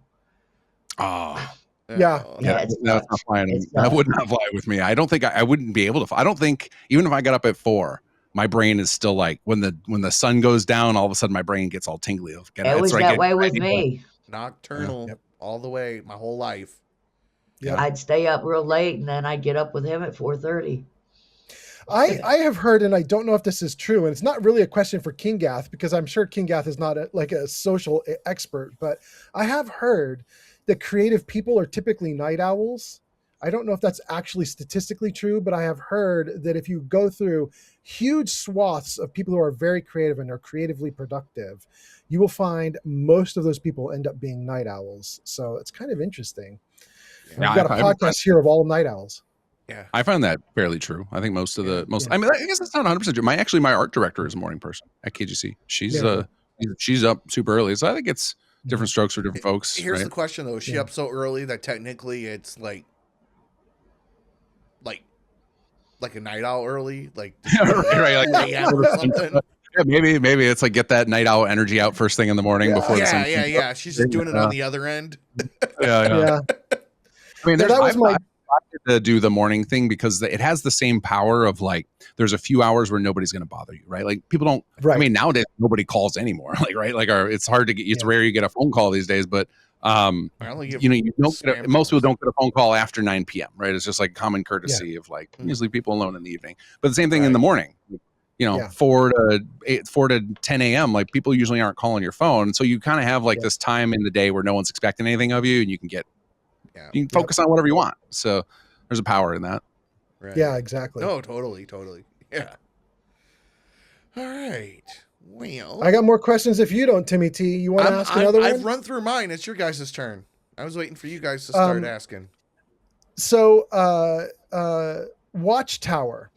So here, let me explain sort of what happened to me, and then I'm hoping you give me like an elevator pitch. Okay. But I initially started live streaming with Starfield. It was the first thing I think that I did where I was live streaming and also putting it up on YouTube as like regular videos. And I paid for early access and I did a bunch of Starfield stuff and I dropped off really fast. It didn't work for me. I couldn't handle the repetitiveness, as I'm sure you know, of all the locations in Starfield and so on. And I always said I wanted to go back to Starfield someday, but I need to have something like modify and change the course of the game and how the game works so significantly that it almost isn't Starfield anymore. And I've heard that there is a Star Wars mod you can get that is a radical overhaul of the game that would be very interesting to go back and look at. But then I've also been told that you have a mod, which I think is called Watchtower. It is called Watchtower. Yep. And that it basically adds severely cool dynamics to the game. And I was just wondering if you could talk about it for a minute. Sure.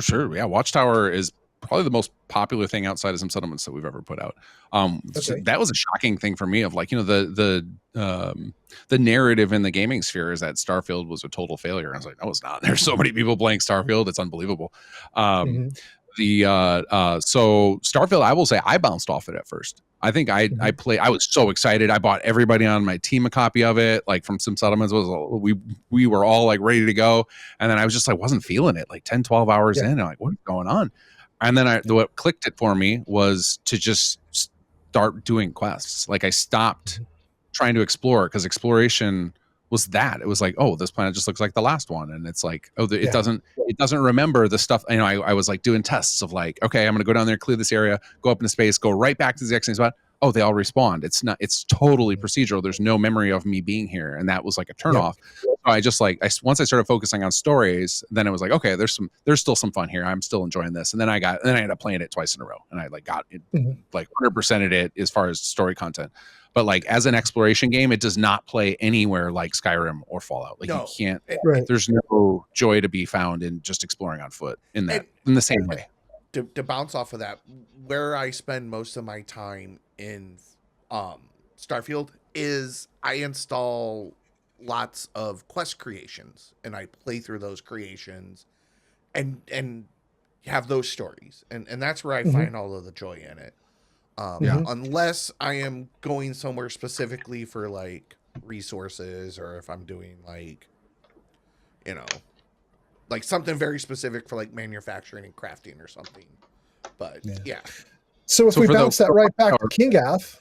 Yeah, for the Watchtower pitch, like what we're doing for it. Yeah. So for the idea with Watchtower was what started out as we did a game jam of like, all right, everybody, let's tinker with the creation kit. Cause we were still learning the creation kit tools and Sagittarius, who's he did like most of the quest implementation for chapters 2 and chapters 3 of SS2.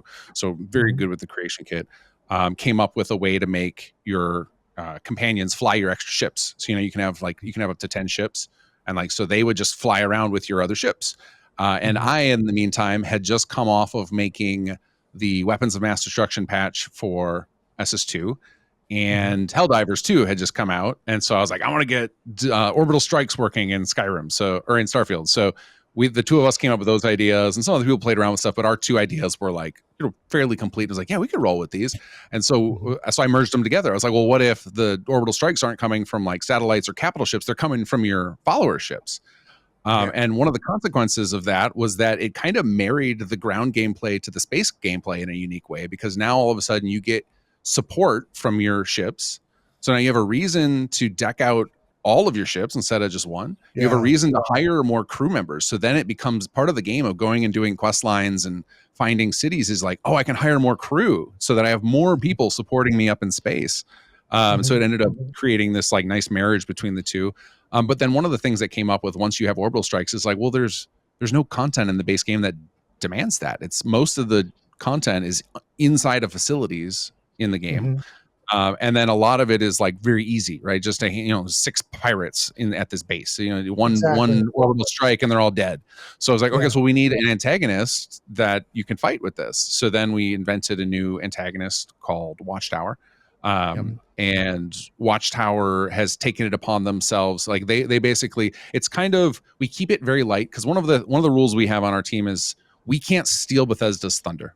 So we can't introduce an idea that the player wouldn't have known already. So like we can't steal the thunder about the Starborn reveal.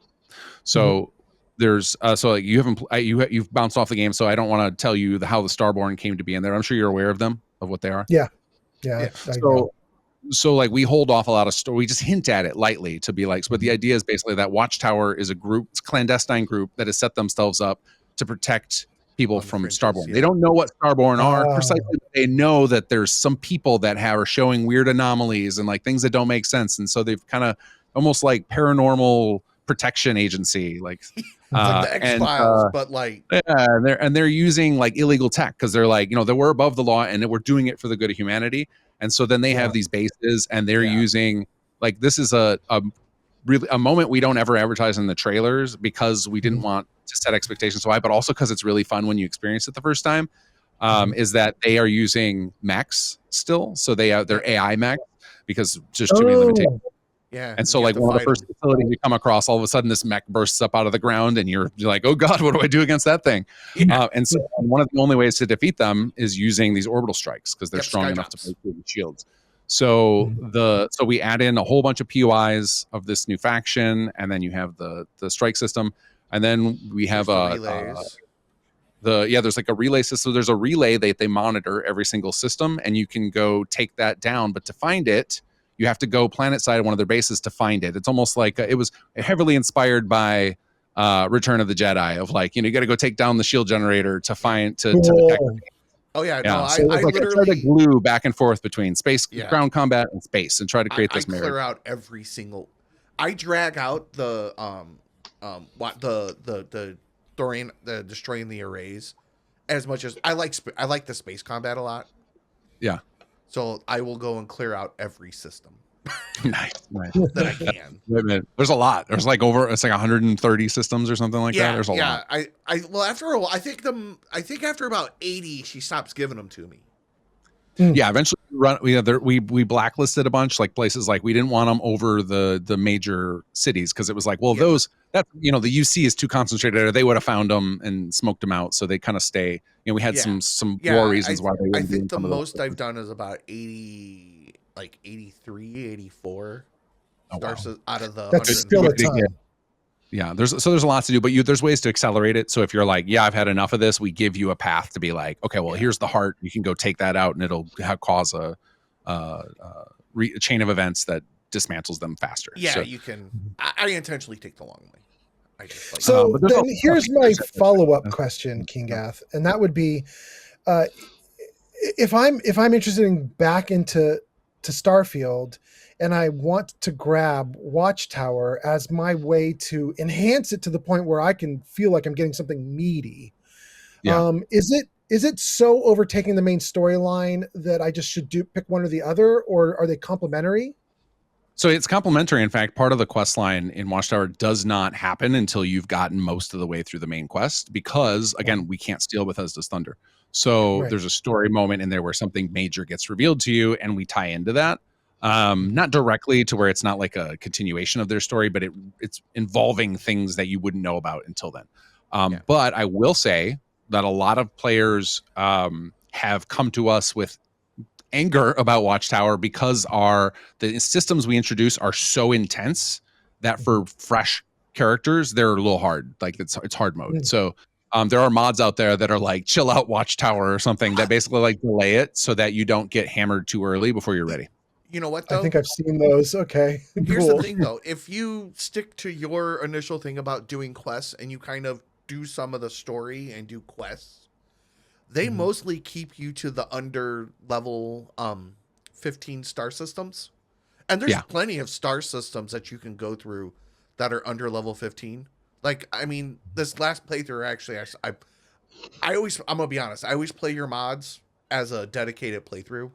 No offense, Okay. but I like to, like, when I play Watchtower, it's SS2. It's like an SS2 playthrough, like, you know what I mean? Sure. Just because they tend to be so engrossing, you know what I mean? Like, in a good way. Like, that's what makes them fun. You dedicate to it. You don't want to distract from it. Yeah. And well, and I don't want to muck it up with other things or whatever, you know. Yeah. But I mean, I was able to get through. I picked up Barrett. I picked up all the Constellation members. Got through all of their little intro quests. I got through the UC Vanguard quest line, and like 5 or 6 Starborn powers before I even needed to jump to an over level 10 star system. Oh yeah, which for that's how Watchtower starts. The first time you jump into a level 15 or higher system, and there are no other events queued up because the Starfield has a event queue system, and like Shattered Space uses that.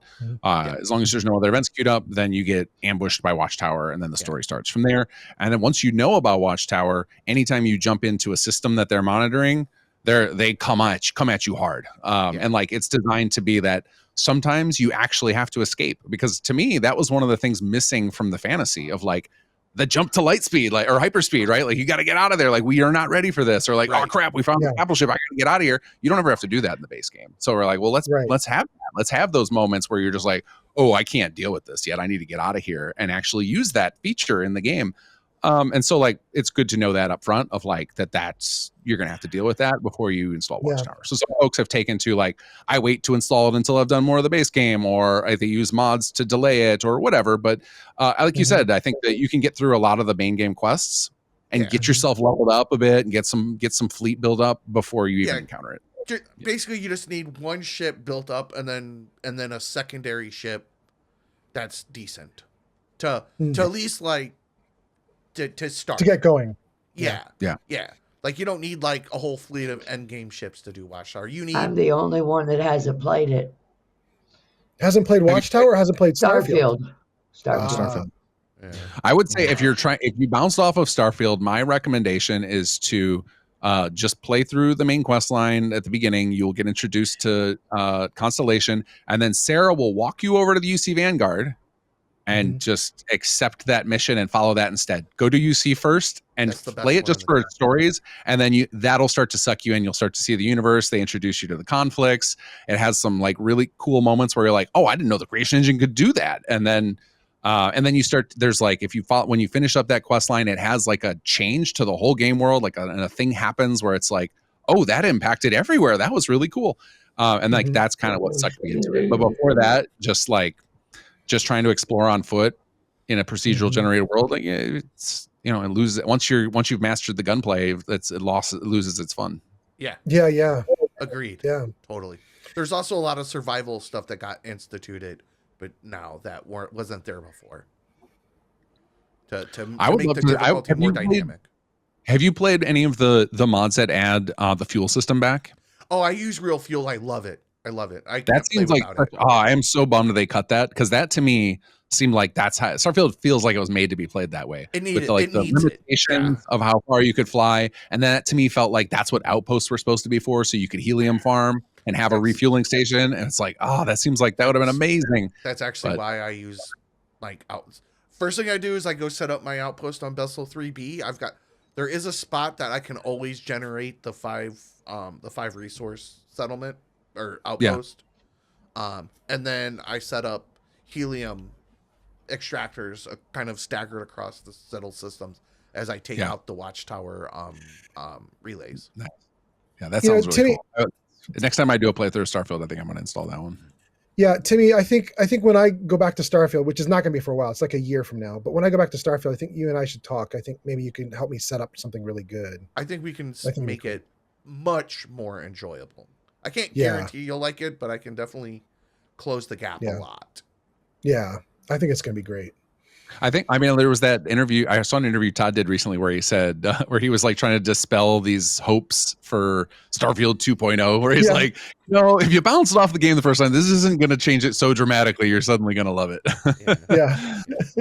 Yeah. But Well, we'll use mods, including Watchtower. We'll bridge the gap that way. I think there is an interesting game there, but it definitely was not like, when I started playing it and I was live streaming it, it was literally like I got early access, so I was playing the game before any mods had been built or anything.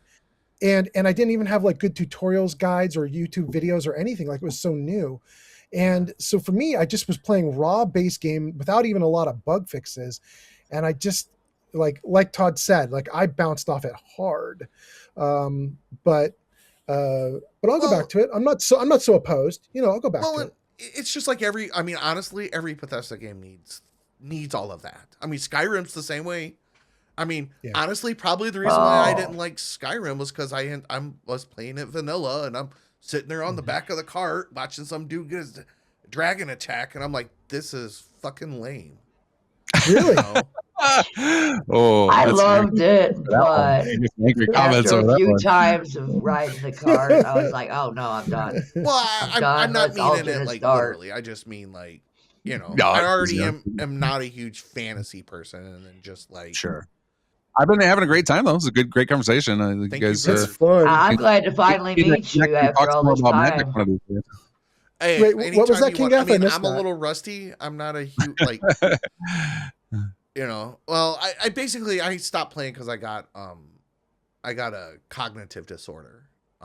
That like, it's hard to concentrate that much for a long period of time to like do like tournament magic. So that's mainly why I stopped playing. Oh, you guys are talking about the card game again. Okay. Yeah. I said we should connect and talk more about the card game in a dedicated space. But if you're off it now, I've just come back onto it in the last year because my son. No, I mean, I'm still up on what's going on. I'm not. His main obsession is Fallout 76. Yeah, I just can't with his level 800 and something character. How do you like the latest update? I haven't played 76 in a while. I came back for the Brotherhood of Steel DLC and briefly for, was it the Pit they went to? Yeah, the Pit one, and I never made it to the Pit. Like I started playing again when that came out, and then I got distracted. I don't have a lot of time for MMOs anymore. The Ohio update was the play area is really nice, but the story was very like short and underwhelming. Like it felt like there was supposed to be more to it. They blew their budget on Walter Goggins. I think so. Yeah. What would be good though is if you do play, if you haven't done the Skyline Valley storyline, that's a good, nice little kind of couple 3-hour quest line to go through. Okay, that's a fun one. And then if you haven't done the Rose Room, which is the Atlantic City one, that's a fun quest. I haven't done that one either.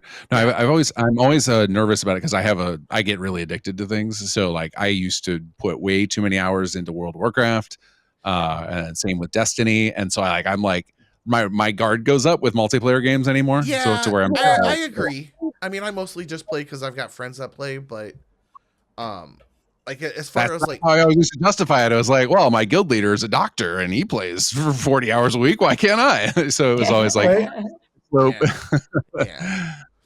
But the only reason I play 76 is to hang out with my son.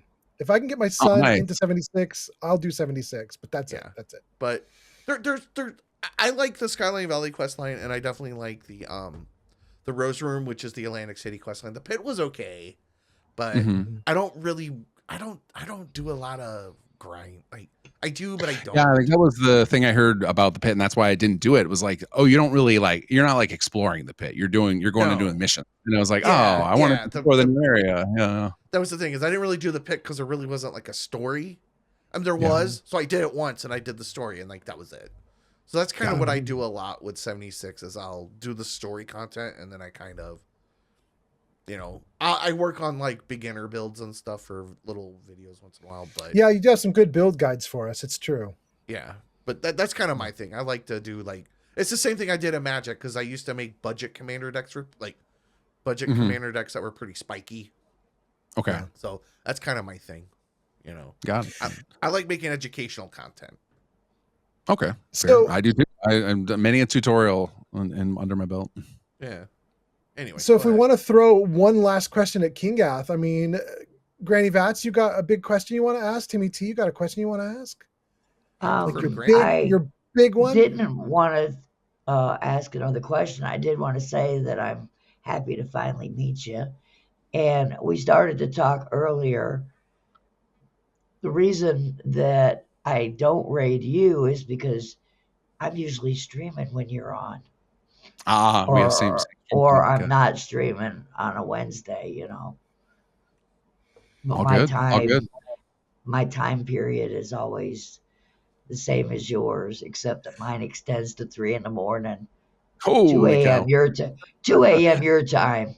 I think I need to look up Kinggath. I don't know if I even follow Kinggath on Twitch, which is a terrible thing to admit while we're here. I follow him on Twitch and YouTube. Yeah, I rarely stream on Twitch anymore. I used to dual stream, but my internet, my upload speed is not great. Like the area I'm in doesn't have great upload speed options. I see you on YouTube all the time, but I've never actually seen you stream on Twitch. Yeah, I used to dual, so I have a Twitch channel, but it's mostly YouTube is what I do anymore. So okay. All right, that's what I thought. Oh, okay. See, I'm not doing the dual stream. I'm doing Twitch. So you're gonna have a hard time rating him on Twitch if he's not on Twitch. Yeah, unless I'm dual streaming, which I've been talking about doing. Yeah, you can. Especially now that I'm getting the music for my channel, I won't get muted or copyrighted. Yeah. Yeah. You can do this thing on YouTube, which is called a redirect, which is the equivalent of a raid. The problem is redirects, nobody does them. Like, I bet you Kinggath will tell us he's probably been redirected once in his entire streaming career. Am I right, Kinggath? It's pretty rare. Yeah, it's pretty rare. Yeah. It's not really a thing. We'll stream for like the charity event, because then it's like, even though my computer's a little bit slow, it's like the main event is happening on Twitch. So, I just got to be there. And then that's usually when I see raids and stuff. Yeah, but YouTube, that's not really a big popular thing there. Yeah.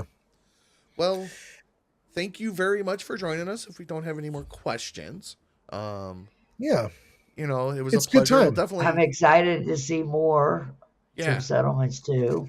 I know, right? Definitely. And yeah, hit me up if you ever want to talk Magic. I'm always. Oh yeah. By the way, I do test out some settlements too with a bunch of mods. So it seems to be working all right for you. That's good. I know there's a couple people have it in their gigantic, like it's in the Magnum Opus list. It's in the Story Wealth list. So they tend to keep me up to date if like I do something stupid to a patch that breaks things, and I try to keep it clean. In fact, I got the Immersive Wasteland too. So. Yeah. Okay. So. Yeah, I love that. I love the mod lists. I know that they're controversial for a lot of mod authors. Are like, oh, my stuff just gets buried in this. But like, and as a player, like I just am playing so many more mods than I used to. Like I have a New Vegas list I'm running through right now. It has 600 mods. Like I wouldn't have went out and found 600 mods on my own. I don't have time for that. Exactly. Troubleshooting compatibility and conflicts. Yeah. Kinggath, there was a question. What's that? Okay. Collections. I heard that you made a few collections for some settlements too in the add-ons. Is that correct? I did. The idea was they're basically like starter packs to get people up and running with SS2. But unfortunately, with the situation with Fallout 4 right now, they're a problem. Like they aren't serving the purpose. So the problem right now with Fallout is it's ever since the anniversary edition, the game's kind of had a fractured community because a lot of they broke some stuff, and so. They're like right now if you go to install a collection that was built on a different version of the game, it gives you a big scary warning. Well, I keep my system on an older version of the game because I know the mods will work on the old version and all new versions. Whereas if I switch to the new version and build my mods against that, they will stop working for the old version, but not, not vice versa. So I keep on the old version, but for new players, that's a scary warning. So it's like, Yeah. I tried to make this thing for new players, but I'm also trying to support people who are like not interested in the update to the game. So yeah, the collections are in a rough spot right now. I'm hopeful that, you know, the next Fallout 4 patch will resolve all the remaining Same. issues that they added in the next gen. And then I think it seems like they're waiting until they can get this Xbox storage update issue resolved. They put some post about like it needs more time to cook recently on their Yeah, they socials. did. Oh, did they? Yeah, and I think that they're probably going to time the next Fallout 4 patch for PC the same time when that comes out. So hopefully that will end these issues, and then more folks will come over to the Anniversary Edition, just so that we're all on the same version. It's really annoying having this fragmented community where we have people like on different versions of the game. Yeah. I like Well, it. you got people like me that aren't interested in updating to the Anniversary Edition at all. Yeah. But a lot of people just do it because they don't know any better, right? They're not dialed into the community. They just go to Steam, install the game, and now they're on a different version than all of us old hands are on because we know the problems. But like, you know, I want new players to be able to experience this stuff too. So we're kind of in a crappy situation right now. Yeah, I agree. Right. I keep waiting for the big patch that will get me to stop running the old edition. I'm running before. Oh gosh, what was it? It's not even the update they did recently. It's the one before that. They called it Next Gen. I'm running before Next Gen. So you're running the old gen. Yeah, that's what I'm on as Yeah. well. And I developed SS2 against that because then everybody can play it. If I update my tools now, then wherever I update to, that's where everybody else has to be if they want to keep playing SS2, which I don't want to do that. Yep. Exactly. Yeah, like I'm on Anniversary Edition, and I have Game of the Year. Yeah. I'm just ready for them to put out another patch and have it be so stable that everyone finally just goes, oh, okay, this is it. I just want that moment. Yeah, unfortunately, when they went Next Gen, they broke stuff. Yeah, they did break. It would be nice to see some of that stuff fixed. But unfortunately, I think though we're always going to have a fragmentation because of GOG. It is locked into the old gen version. And so like, you know, like I will probably keep, unless something prevents me from doing so, like if suddenly the creation kit's like, nah, you got to update your plugin to upload anymore. As long as that doesn't happen, my intention is to keep SS2 on old gen forever. Cool. But I would install for my own playthroughs to Anniversary if we get a fixed patch so that I can just not have, you know, I would love to be able to play the game at the same version as the majority of players is what I would like to do. So that way I'm experiencing the same thing they are. I would too, if it wasn't so broken. Well, and there's some fun quests in that creation kit too, like a couple of the newer ones. I tried on my Xbox version. See, I have 4 or 3 Fallout 4 versions. I've got Steam, GOG, and I've got Xbox. And Xbox updated, so I said, okay, let me play it. Half the quests were broken. They wouldn't work. Yeah, and Xbox, you can't download Sim Settlements 2 on anymore because of the changes they did. So it's been a real heartache for us for 5 months. Yeah, but you can't. So if you go to you now have to have double the space of a mod to download it. So I think they did this, as far as I can tell, they did it to save bandwidth. We haven't heard, but now it downloads compressed, but it downloads at the exact same size it lists it's taking. And then when after it finishes downloading, it'll say, you don't have enough space to extract this or something. To deploy? Oh my God. To deploy. So now you have to have, so like if you want to download a 1 gig mod, you're out of luck because you have slightly less than 2 gigs on Xbox. Or if you want to download an 800 meg mod, you have to have 1.6 gigs available of free space. So you have to now strategically install your mods, biggest to smallest. Right. It's like, who's going to do that? No one's going to do that. Right. So America Rising 2 probably can't even fit. Yeah, it's a bad situation on Xbox right now for modding. Well, see, I went to PC and I can't go back to Xbox. Yeah. Hopefully we get that patch soon and it brings everybody together again, but we'll see. So before we let you go, Kinggath, I want to ask one final thing. I am looking at the Bard's College expansion page right now, and I was trying to grab Bard's College while you were talking. I was trying to grab Bard's College on Nexus, and it's just not there that I can see. Am I correct that it's not on Nexus? Is that probably that is a thing you have to buy through the game. So that is Watchtower, Bard's College expansion, McLaren's Outfitters, and East Empire are all stuff we create through Kinggath Creations. So that stuff all has to be purchased. Got it. It's a creation. Got it. Those are Excellent. Okay. Yeah, the free stuff we do is Sim Settlements 2, all the charity mods, the Voice of Palooza things, Workshop Framework. I just did companion status enhanced. I released at the end of last year, which adds like little portraits for your companion and like health bars and stuff on the side. That is heavily based on the work of Reg 2K, so I won't claim to have done any miracles there, but it's a fun little addition. So, yeah. Well, thanks again for joining us. How do you find the add-ons for SS2? Because when I was looking for add-ons, they only gave me like 9 or 10. I get them from and the I know website, there's a lot SS2. more. There's a lot of them. Yeah, I ran a search the other day. There are over 500 add-ons for SS2 available right now. They did not give me nowhere near. It was like 2 pages. Yeah, there's a whole category for it now on Nexus. If you go to the Fallout 4 section and you go click at the top, hold on, let me just bring it up here. It's but there is a section committed to SS2 now. There's some subcategory on Nexus. Okay, that's amazing. 500. That's crazy. Yeah, but a lot of them are city plans, which are just like designs for individual settlements. But yeah, it's a very active community. There's like multiple Discords dedicated to modding sim settlements. It's an awesome community. I love I've got 531 mods, but there are a few add-ons that I had that I want to get, and I can't find them. So it's like, because I've got the bare bones SS2, I think, because it only has your mods. Here, I'm going to give you guys a link in chat. This is the best resource to find SS2 add-ons. It is Sam Metz is a mod author who has released a lot of SS2 content, and he built a catalog website that you can search like for the types of things you're looking for. Like, if you're looking for a certain theme, yeah. Can we put this in our show notes or whatever? Yeah, Kinggath, can we include that link in our show notes so viewers can see it? Yeah, that's a public thing. He always advertises it in my streams. Like, it's great. Awesome. It's phenomenal. Cool.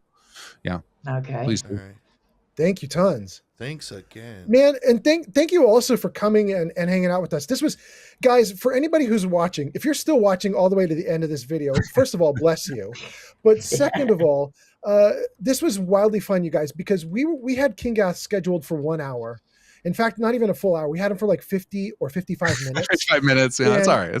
I told you I would stick around because we were having a good time. Like, I love doing this. I used to have a podcast. There's a lot of episodes on my channel. I used to love I love to sit here and just BS for 3 hours about games. It's fun. This is awesome. This is only our 6th episode, but anytime you want to come back, you're welcome. Yeah.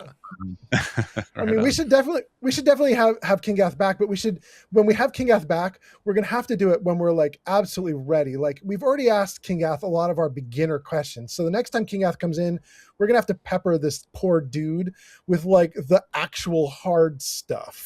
Whatever that is. Yeah. Oh, I like the softball questions. We get to keep it friendly. No, good.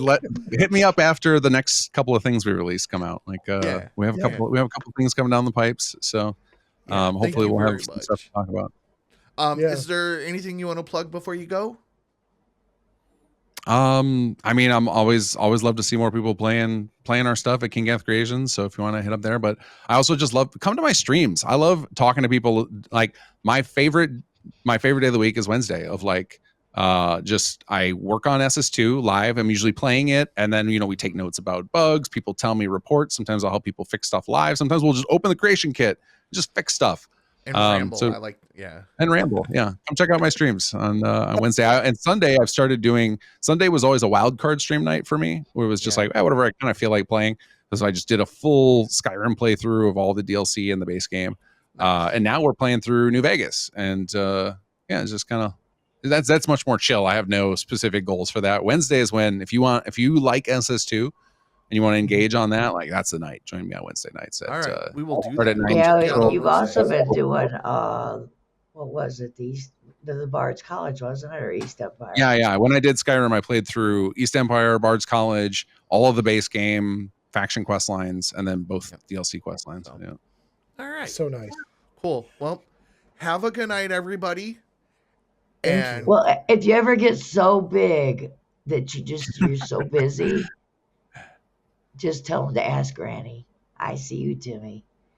No, you can't look down your mic. What? All right.